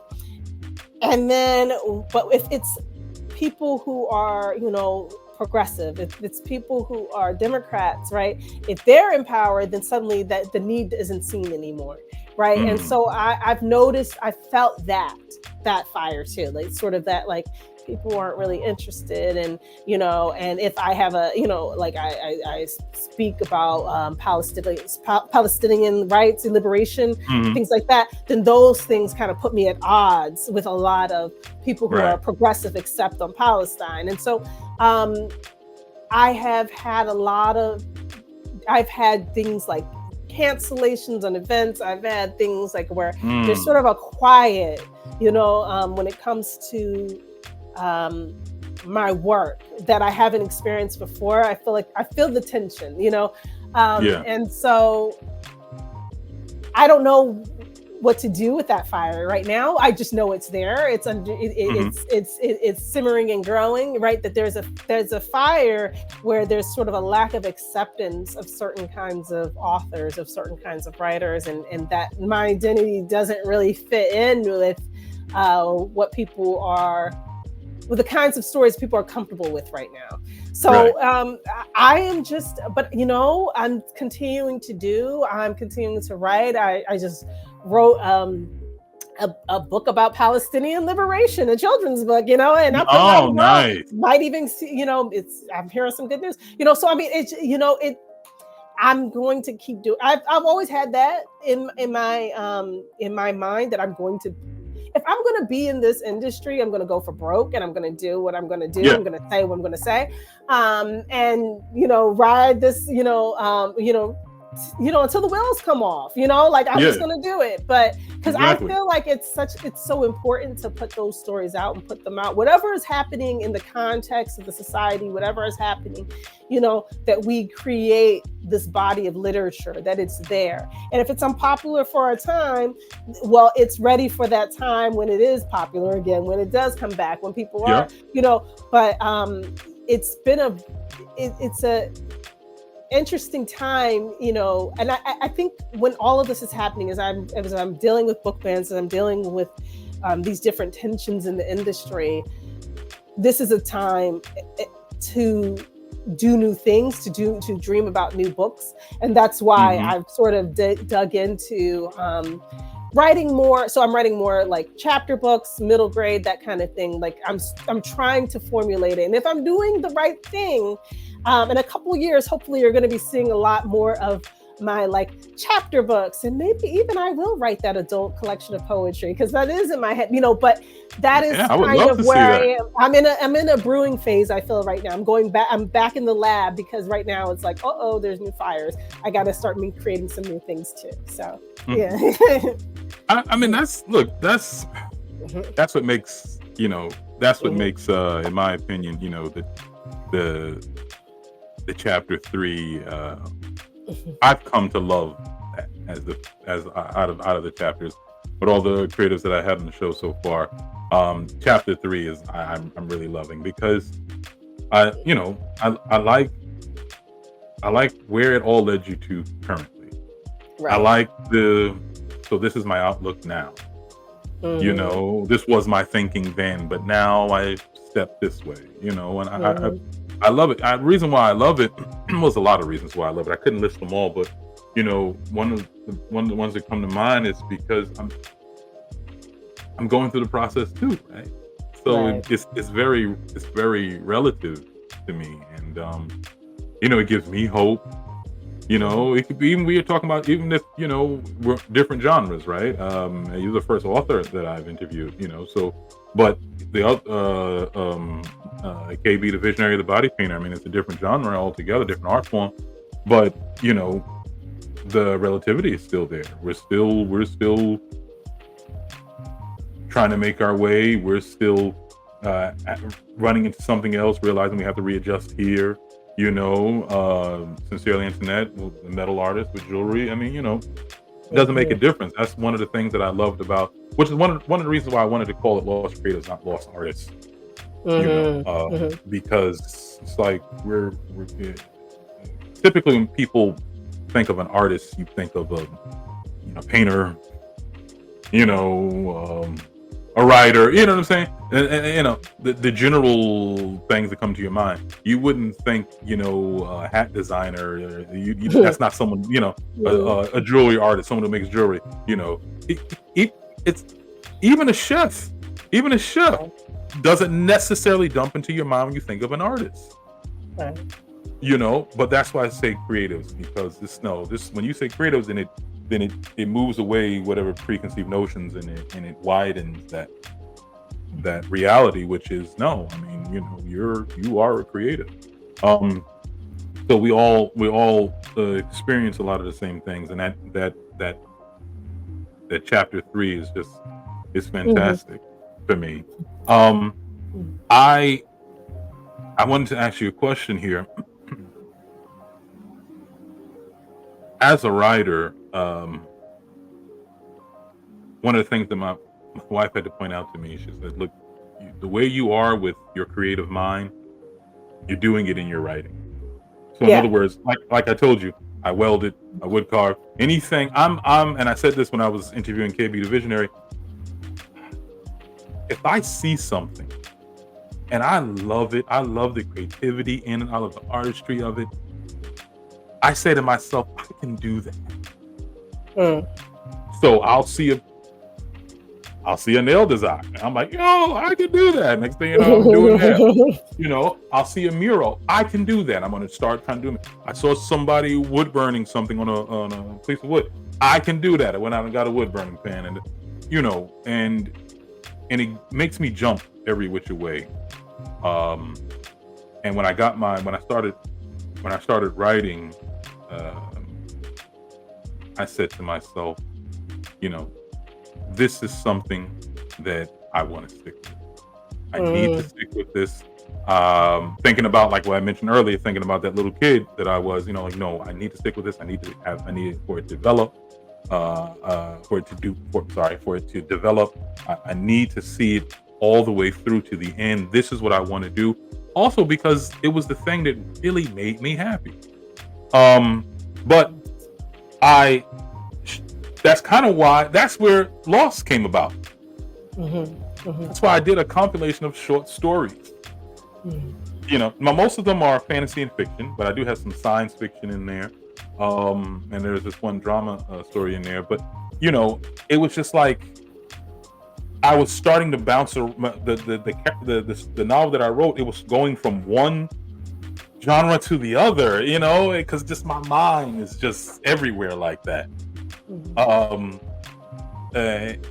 So I had to make that change. I decided to capitalize on it by creating a short story compilation. But then when I went back to the novel I was writing, I was like, okay, I got to stay within just the fantasy that this is. Let's go ahead and get into the segment where I just ask the general questions that I ask to all creatives that I interview. First off, do you consider yourself a creative? Well, yeah, for sure. I think that's just, it goes without saying. It's just when you're creating stuff, when you're making up stuff, when that is your job, then you are a creative. Okay, simple enough. What's the most frustrating thing about being a creative, in particular, a writer, an author? I think the most frustrating thing is actually the people that sort of are around who kind of make it possible for you to make it into a career, but they also can have different legal things, there are different things that people do to take advantage of creatives, to not pay creatives, so I think it's all of the surrounding stuff that can be really irritating. And because so I'm mainly published through the big 5 publishers, it's usually me up against a big corporation, right? And I might have my agent, but it's still me up against a big corporation. So the frustrating piece is those people who need to be involved and might have policies, might have you feel very small when you kind of do work that way, because it's kind of like everybody, your needs aren't as important as their needs. Their deadlines are always very important. They can ask you, can you do this at by this date, in this crazy crash schedule, but then make you wait months for a response on things. So, or even for payment, right? So it's just stuff like that is very frustrating as a writer, because you're like, who are these people and why do they have such an outsized influence on what happens? And until they do it, until they have a positive influence on what's happening with your writing. But otherwise it's wow, I'm just a little person here, you know, up against these big guys. Yeah. It's like listening to you, you know, and I know it's frustrating for you, but it's like these are the problems that I want to get to the point of having as an author. You know what I'm saying? It's like I want to get to the point where these are my issues, you know, because you're going to have them. I don't care wherever you are on the line of success, right? But it's like you know, it's just now I'm at the point where it's like, okay, well, I'm just trying to get out there, you know. So I mean, you know, I guess the grass isn't always greener. Well, and that's one of the frustrations too, is that there's always a bigger goal. There's always, once you've gotten somewhere. So I still remember when the ultimate goal was just to get a book published. Yes. Right? And how special that was. And now it's like it's never enough. It's like, okay, but you need to get these many books published. You need to get books that have these accolades. You need to have, and it just keeps, once you get into one level, it's like the levels just keep going up, and never. The carrot just gets moved further and further right away. It never stops. Yeah. You know, it's, I guess, you know, good problems to have along the line of success, maybe. How often do you fall into a creative dry zone, and what do you do to get out of it? Creative dry zone, and what do you mean by that? Is that like kind of a so you're a writer? So a writer's block, I guess that's the classic way of saying it, writer's block. So I am not, kind of what I said earlier too about that. Like, I'm not somebody who has really run into the inability to come up with like things to write. I'm more so someone who deals with like things like anxiety, and you know, and depression and things like that. So those are the things that will stop me from being able to produce. But the ideas, the stories are always there. You know, I don't know, you know, I don't know if that'll always be the case. You know, it's been a blessing for me that doesn't really, you know, even if I were to like say right now, I don't have any story ideas. Well, I have a endless Google Doc of ideas to go back to, like, so maybe not the fact that the story's always there, and that I can understand, but is there a block when it comes to fleshing them out? Yes, that can happen, and that I think has more to do with, again, like anxiety. So that will have that can have, you know, where you feel like the work isn't going to be good enough, where you can't realize the idea, you can't execute the idea. And for me, that sort of, there are a few things to do with that. That one of them is to kind of step away from the work. You know, maybe it is like I need to do something physical, so I need to walk, right? Because writing is very solitary, is very like, you know, you're in your own head, you're in your own, you know, and so maybe, and maybe you're just sitting, you know, and so maybe it's like, I don't know, I need to get up and not be sitting, you know, I need to go for walks, I need to be exercising, I need to go out with my kids, I need to do something else. So I have, so when, you know, maybe I need to dance, things like that. So I have like different things for that. And then the other is, especially if I'm feeling the anxiety, is because I don't think I can write good enough, is to take off the pressure of writing good enough. So, you know, I make it a practice to, like, you know, write fast and bad. So you put on that timer. A lot of writers talk about, you know, you put on the timer. Yeah, you know, you put on the timer and you tell yourself, you know, I'm just going to write for 7 minutes, and I'm not planning for this to be good. I'm just going to write for 7 minutes. If I want to keep going, I'll set the timer again and I'll keep writing bad for 7, but I'm not going to fall into that, like, you know, this doesn't sound good. This doesn't sound good. I'm not planning to write good, so it doesn't need to sound good. I'm just writing and I'm putting the pedals to the metal, and I'm not going to let up until I have written for 7 minutes. And if I feel like, you know, and usually what happens is you get into yourself into a flow where you just keep going and keep going and keep going and keep going. And the idea is that, you know, you can't edit a blank page. right? Mhm. You can edit bad writing. You can edit, you can find what's good in the writing, because often there is something good in it. There are some kernels in it, even there's one line in it. There's something, There's right? something, yeah. So you can find something in a lot of bad writing, but you can't find something in writing in a blank page. So you sort of just say, I'm gonna let go. And I'm just going to and put that story out there. I let go, and I do have a belief that art comes from the creator. And so sort of putting that trust in that, if Allah wants me to have it, I'm going to have it. And so, I just ask him for the words, I ask him for those ideas, and then I just let go, and stop trying to put that pressure on myself that it has to be all me. Does that make sense? That makes perfect sense. I love it. And so two things I want to say really quick. One, that's something that I do. Whenever I get ready to sit down and write, I make a dua, quick prayer that, Allah guide me. And then specifically that he protects me from, bad thoughts. And I my brother had told me to do that. Because he has, and I think it's great to mention, so I'm just going to mention. He said, Anne writes, right? She writes. You familiar with Anne Rice? She writes. She's like a world-renowned vampire writer. She wrote Interview with the Vampire. What was it? The Queen of the Dam, whatever. He said that he has no doubt that Anne Rice talks to Jinn.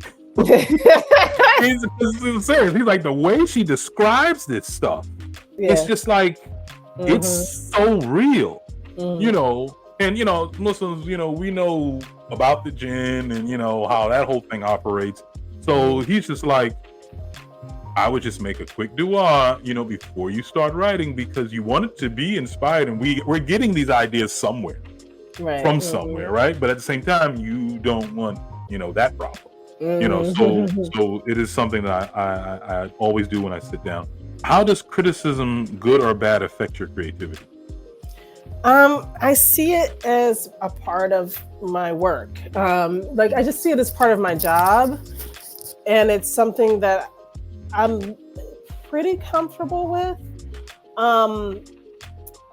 I think that as a writer, you have to develop a certain muscle to be able to take the criticism, to be able to accept it, to be able to filter it, to recognize when you're not able to filter it. So if you're too emotionally attached to something and you need a break, to kind of be able to take the criticism because you just can't understand the word, what they're saying. Because you're sort of blinded, right? You're like, but this is what I need to tell. This is the story I need to tell. These are the emotions that I feel about this, and I'm so attached that I can't even see what the other person is saying.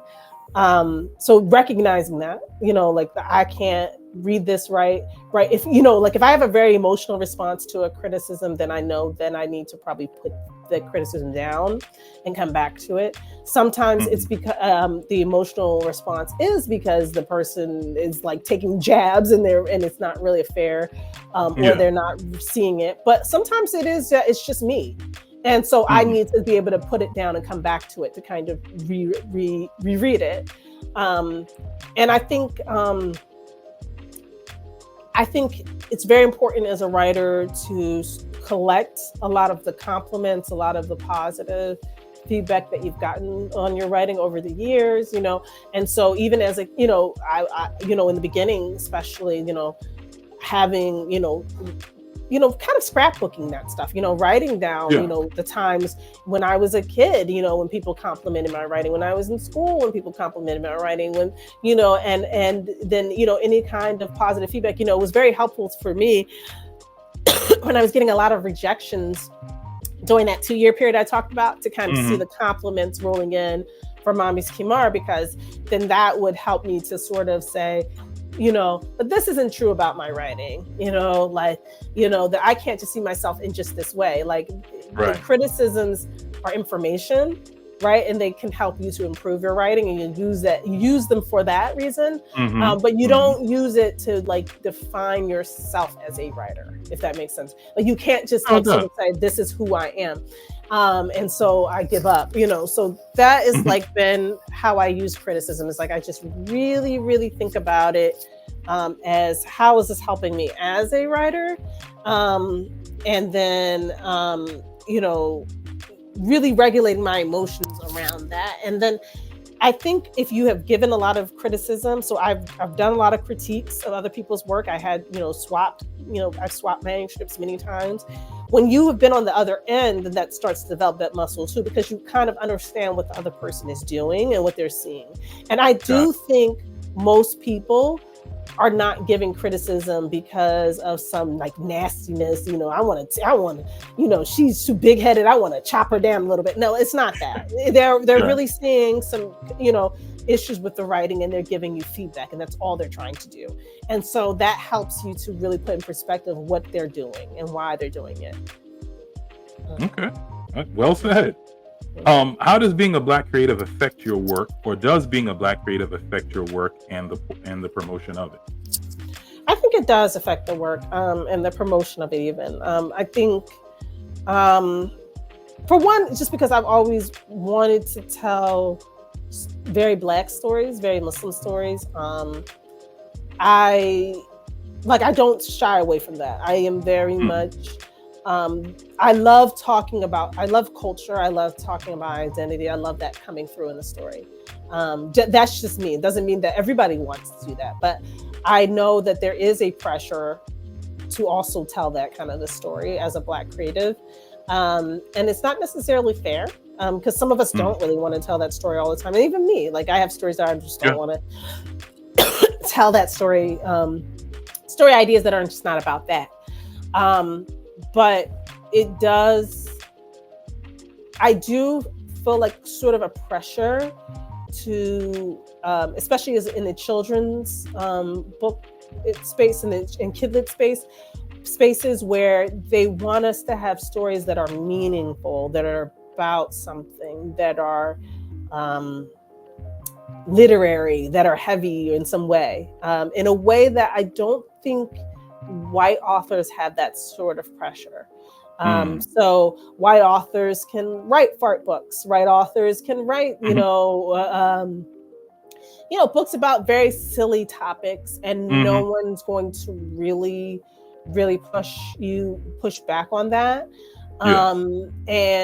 But I've had author friends talk to me about like trying to write that fart book and having issues, or even getting it published and not getting it promoted because their book is a silly book, and they just don't want to push this silly book by a Black author. They want to be able to tie it into culture and ethnicity and those kinds of things and deeper topics. And we're allowed to be more than one thing, and even when I wrote, when I co-authored this book, Grounded, we wanted it to just be kind of a silly book about, Muslim kids. So I wrote this Black Muslim character here, but we wanted to write a book about kids just kind of being silly in an airport.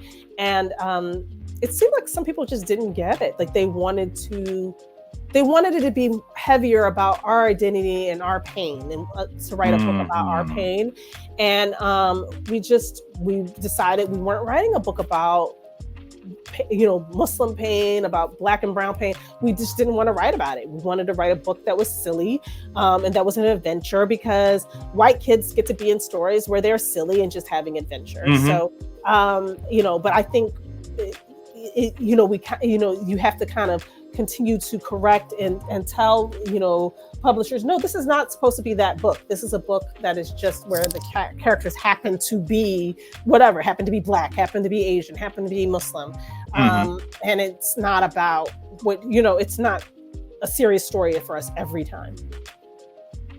Did you ever see the movie American Fiction?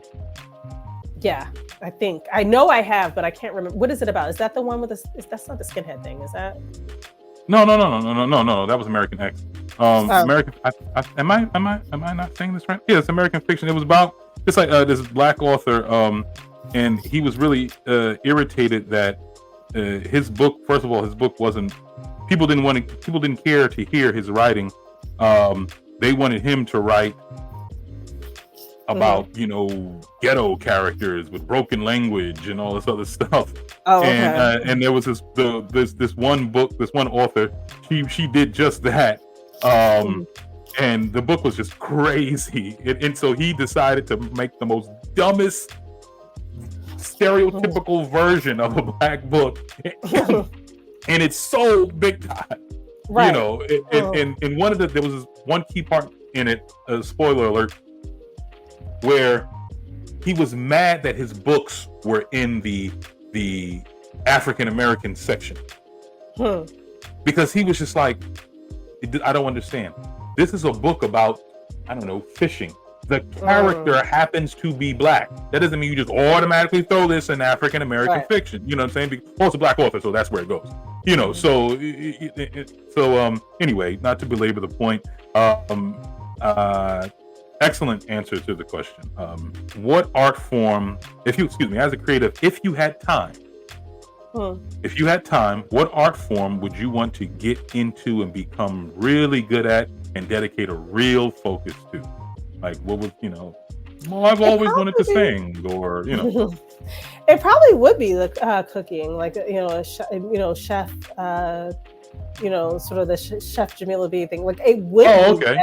Yeah, I love food, and I love different flavors, and I love baking and cooking when I have time. I like making a nice feast, and I think it is an art form, and that's really interesting. And if I had time, I would definitely be like, oh, let me take this course and learn how to do these different kinds of cooking, because I would do more of it.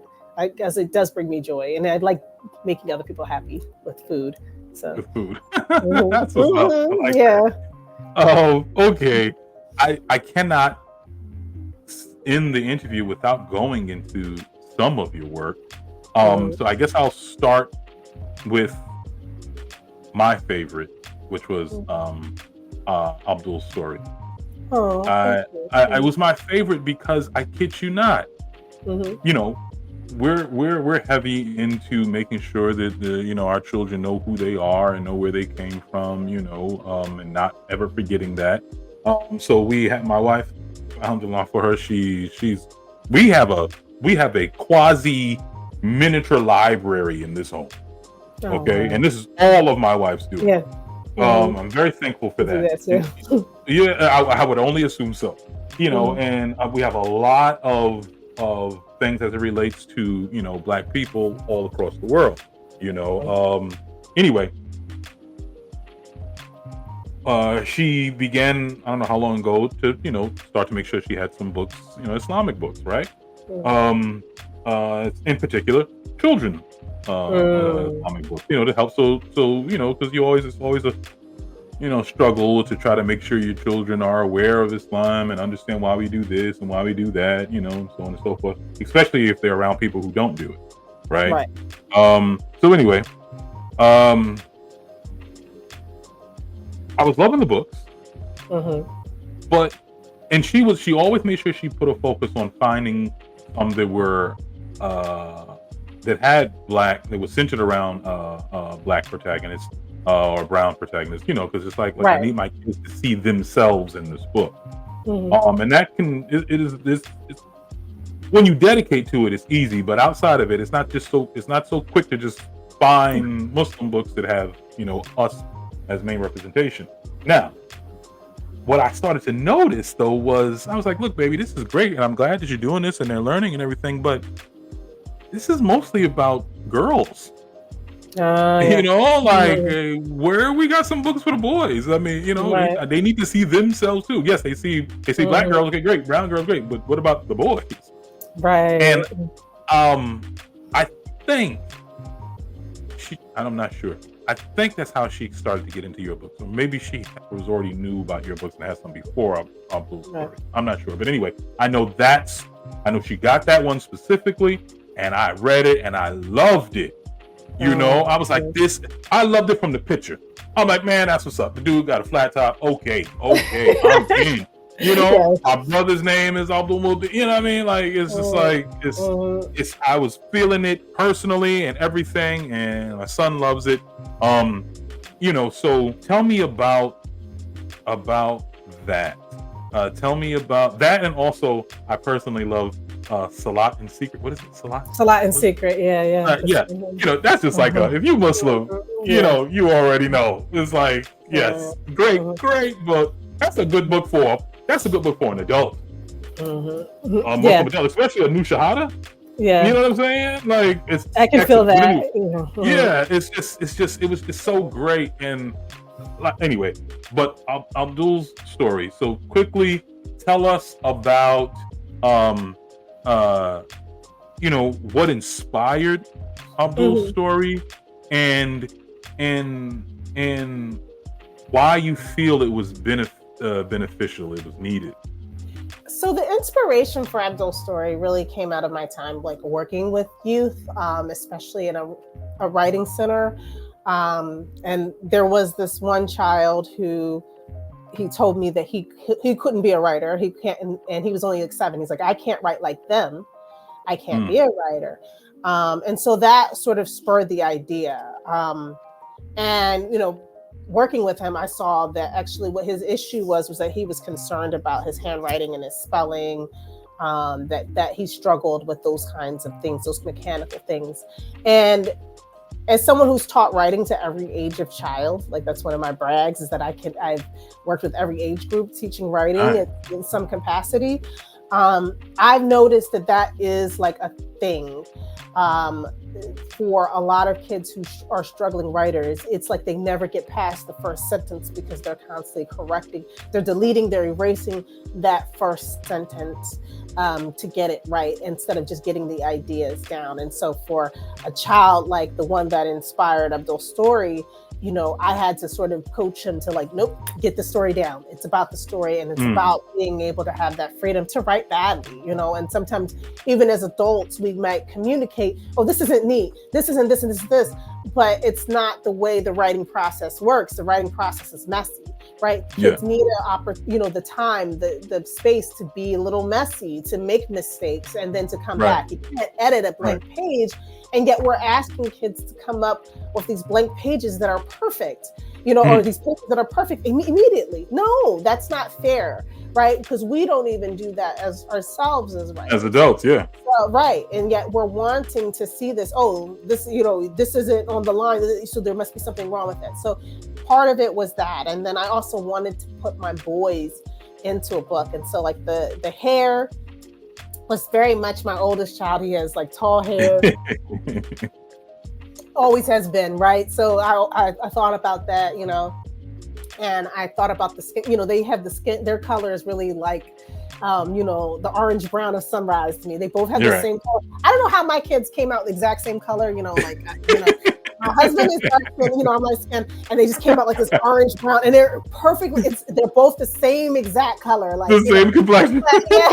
So, you know, so it's like sort of cinnamony color, but yeah, like I wanted to put them into their appearance, you know, and thinking about some even their struggles with writing, and even my struggles with writing, even though I've always been someone who could write very quickly and fast and was very, you know, just loved writing from the start.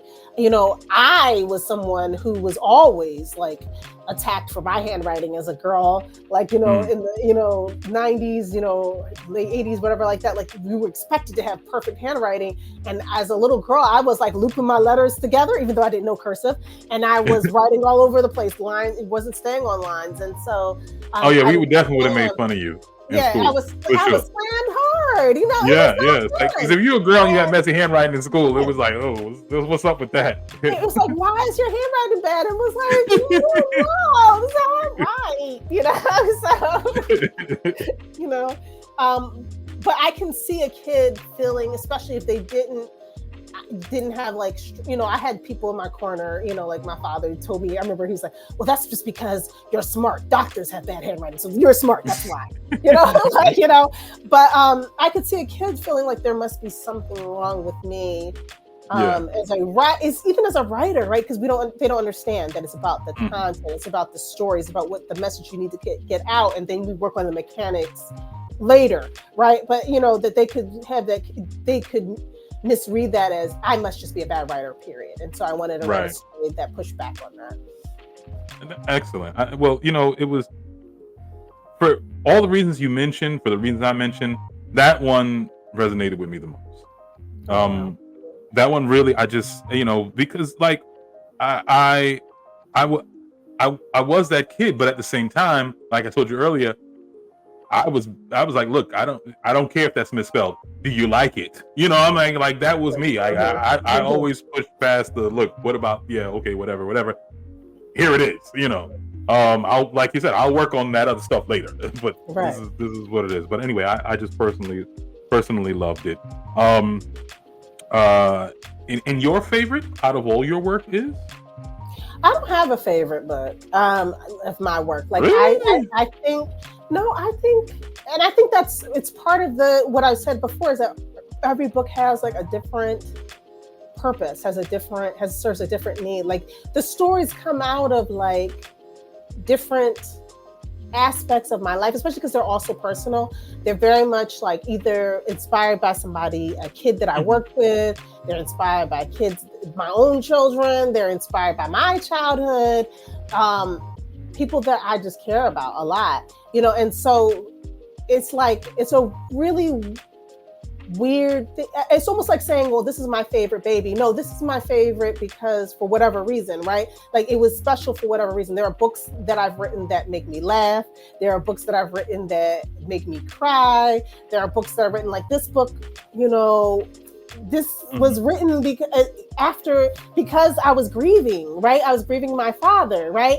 It might not be that clear by just reading this book, but that's that's where that book comes from. So it comes from a different place for me in my heart, right? It sounds cliche, but like there are different parts of me in each book, and even Mommy's Kimar, like it's always going to be that special, that was the first one. That was my first love, that was my first, so I don't think I have favorites. Like they're special to me for different reasons. So, yeah, but everyone has a story. You're the first creative, first artist that has ever told me that they can't say what their favorite is. No. I find that amazing. I understand what you're saying, and and that's true.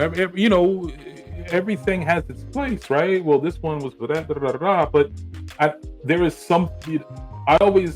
I guess for that reason, like, well, this one reminds me of my father. Right. And because of that, it sits with me more. I don't have favorites, but this one I tend to think about more because of that, and whatever. So whatever the reasons were, all right. I am truly amazed. I have never had a creative tell me they did not have a favorite. That's wow. Okay, that's first for me. And I'm not saying that there's something wrong with that. I understand exactly why you said it, but I was taken aback by it. I just knew you had a favorite. Okay, that's interesting. For you. So please take the time now to provide your handles.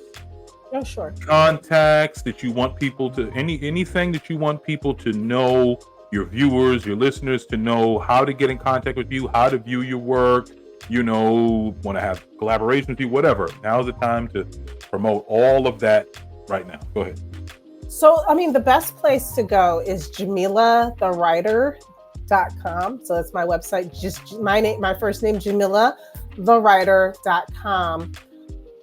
Because I have a lot of different things there for people. So if you are looking for how to contact me, whether that's through email or I have a PO box, you can do it. You can find it there through, navigating through my website. If you're looking for resources to teach my books, because you're an educator, you can find that I have lots of resources. And I love to link to free resources from educators, online, and even some read alouds and things like that. So you can go there. If you are looking for resources to become an author because you're interested. You're like, how do I become an author? How do I do this? I have a page, with author resources, JamilahTheWriter.com/authors. Like, it's there for you. So I think that's always the first place to go. And if you want to just know what books are coming out, that also is the place. The books that I can announce are there. So, definitely keep up with it from that website. I'm also on Instagram at author Jamilah. I'm on Twitter at JT Bigelow. That's more my political stuff. So you'll get a lot of my rants. But also you'll get news. But if you want more of the I just want to know what's happening, what events are coming up, that's author Jamilah on Instagram. Okay, great. My events on my website too. Events. Oh, okay. So, because I was just getting ready to say, I know it's on your site, but at this point in time, is there anything that you wanted to draw attention to as far as your events, or I got this coming up, or just redirect to the site? Right now, there aren't that many things going on, which I'm kind of excited about. I got a very fast season. Sister Friend just came out. So Sister Friend came out in the spring. So I was going and going and going. This is my new. We don't have that. Okay. Sister Friend just came out in early May, and I was going and going and going. So this is a slow down period for me right now. I will be at Barnes and Noble in September, so look out for that. But which one? Where? Which one? Barnes and Noble in Philadelphia Center City. So I will be there. So look out for that. That's coming up soon. I will be announcing that soon. But right now it's kind of calm. But right now it's peacetime. Okay, I can dig it. Yeah. Okay, there's nothing happening. Nothing happening. You're not going to see me here. And I'm going to be. That's great. In the lab, just working. So. Yeah. Okay, in the lab, just working. This is the last segment. You answered one of these questions already, but this is a segment where it's called "Take It to the Gut." GUT standing for Giving Up the Tangibles, resources to help creatives get where you are. Yes. So, number one question: what should creatives in your specific space, wanting to be authors, writers, what should they do to get better? So I will say reading a lot of books. Yeah. And you have to find what you like, within whatever, because when you're writing in a genre, you need to read widely in that genre to kind of figure out how you fit in it, but also who your readers are. If your readers are all reading certain kinds of books, then you need to know, well, what is it that they like about this book? And so that'll help you to identify it and really to appreciate art, right? You have to appreciate what they're doing, what the moves are that they're doing, and also recognize where you fit in and where you don't fit in. If there's certain types of writing that's not speaking to you, I think that's important to look at, to kind of look at where is that writing losing you to become a writer. But I think the biggest thing to do is to read widely in your genre, to really know its ins and outs and how you add to the conversation. That excellent feedback. That's something that I started to do. What I said to myself, you do things to motivate yourself, to trick yourself into doing stuff, whatever. I said, I just said, okay, I'll view this as research. Right. View this as research. And in doing so, one of the books I picked up was Children of Blood, Blood and Bone. Tommy or Tommy, I'm not sure how she pronounces it. Adeyemi. Yeah. Because my book, my novel that I'm trying to get a literary agent for right now, it very much is like that. So I jumped into that to try to get. As a matter of fact, chapter 3 the third one is out now. I haven't gotten around to getting to it, but yeah, I need to. But that's great. That was something I knew. I said I would remember it later. When you were talking about which you what do you call it? Speed writing or something? You would do as writing exercises. What did you call it? Yeah. Did you say speed writing? Free writing, yeah, or yeah, okay. Writing fast. Writing fast, or something like that. What I would do And it actually turned out as a little thing for me. I started to, I wanted to write really quick, super short stories, like no more than 2 minutes long. And I started to realize that these are really cool. So what I did was I started to post them on Instagram. I called them STPs, standing for Storytime Posts. And I made little animations to go with them. And you know, different type of ones. And that's kind of what I would do when I'm like, I got a little writer's block. I did do those, and then it would let me be like, oh, okay, now I know where I want to go with this character. Or now I know where I want to go with this chapter. I would do stuff like that. But what should aspiring authors do to best promote their work themselves? Or not themselves, to best promote their work or themselves?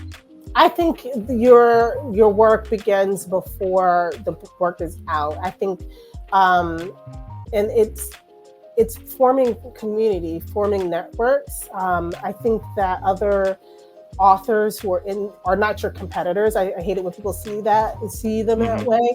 I think they're your community. And so when you start to, you form community with other authors, you form community with the kinds of people who are your readers, you know, being responsive to them when they are like, you know, if they post something of yours, if they share something of yours, you know, really making it, you know, some authors are better at this than others, right? You know, I've seen some authors who are very good at like really platforming when someone is like, you know, celebrating, you know, like a fan is celebrating their work. And what happens is you create these networks of people who are going to be advocates for your work, right? They're going to fight for your work. They're going to, you know, and you have to be willing to do that for others, right? So you do that for other authors, but you also create community.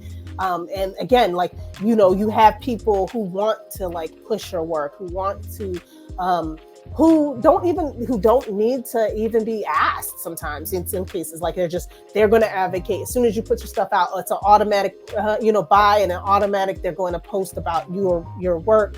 You want to cultivate that. So I think that that's the biggest thing, because just saying, oh, I'm going to be good at social media, is not going to get it done. It's really got to be this organic feeling of there are people who are always going to be fighting for your work, and you cultivate that, and you really respect people who will push your work.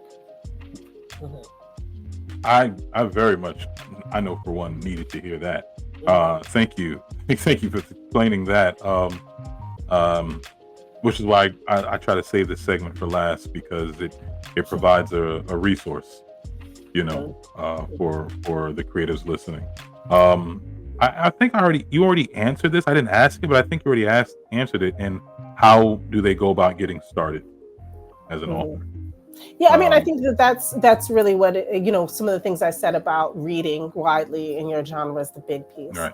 And also just finding out what communities exist. A lot of communities exist to support you in whatever genre you're writing. And it's more open and accessible now in this world where there are, you know, this internet world, we can find it, you know, so you just have to be somebody who's resourceful and look for it, you know, and figure out what's out there, who's out there. I do give some starting points for children's book authors, even within my own resource page, right? So, you know, but there are lots of, and even through those, there might be avenues for people who are writing other genres, but just figuring out what's out there and being able to reach beyond yourself. You cannot be a creative who is just in your room, in your office, or at your desk, just creating and just saying, that's all I need to do. You have to figure out what the community is, because the community will give you the information, will get you the starting points, will get you the connections, will get you all of that stuff. So definitely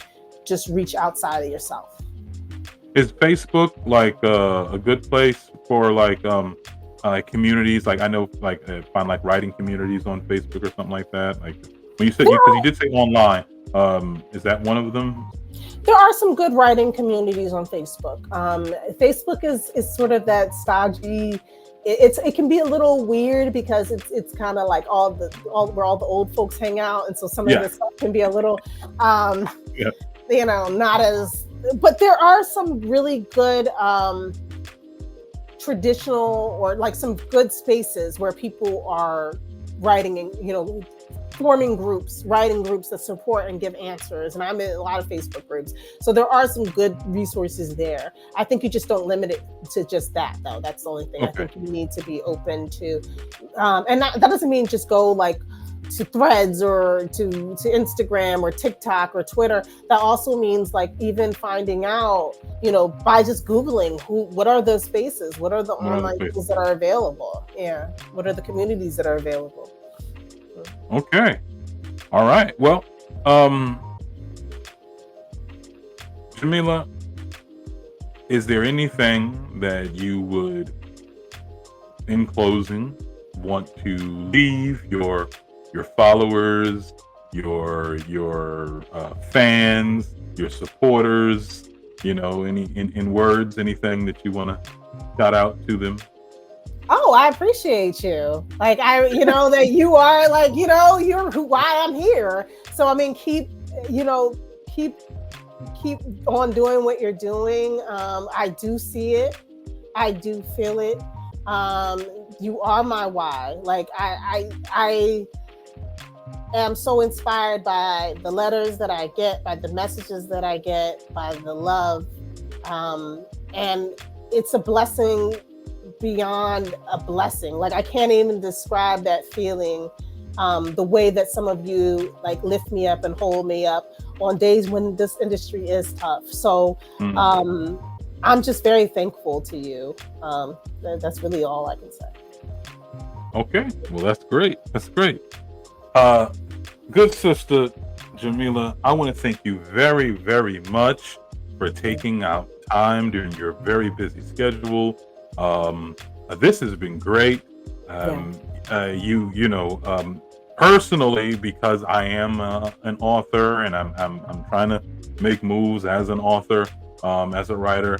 I don't think there was one thing that you said during this time that I did not resonate with, and that I did not jot down to use it as a you know, a mental note or a reference or something to get back to.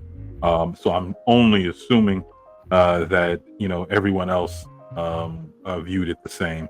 So thank you very much. I am a fan. I didn't even know about what was it? Sister, what was it? Sister friend. Yeah, sister friend. I was gonna say sister girl. Sister friend. Okay, we gotta get sister friend. Oh, would you prefer? Do you have a preference? Like, well, you can get it from Amazon, but I prefer you to get it from my site, or, you know. No, to be honest, I do prefer if you can get it from your local bookstore, get it from your local bookstore, keep them alive. See, we need that. Okay, your local bookstore. I do prefer that. So if you want to do that, do that. And if you're in Philadelphia, Uncle Bobby's has signed copies. I think they still have some signed copies, so go there and get your signed copy.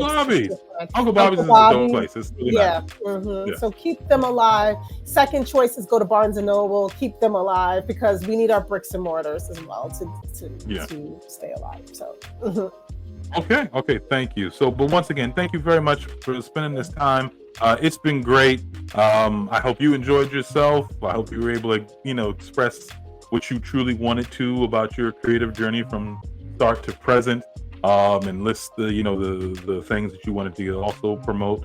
So I hope that the Lost Creatives podcast has been a help to you as well. And we most certainly, you know, when you've written that chapter book, you know, we got to have you back for that part of your journey, you know, and see how that's going for you. Inshallah, Lord willing. Okay. But thank you very much once again. Assalamu alaikum to you, my good sister. And thank you, everybody, all the creatives, all the authors, everyone who tuned in. Thank you, and who's listening in. Thank you very much. Please remember that you can watch all of the Lost Creative Podcast episodes thus far on YouTube at Lost Author. That's L.O.S.T author. And you can also watch all the listen to all the episodes on Spotify and Apple Podcasts. So thank everybody once again. Please always remember and know you are a creative. And last but not least, tell me your story.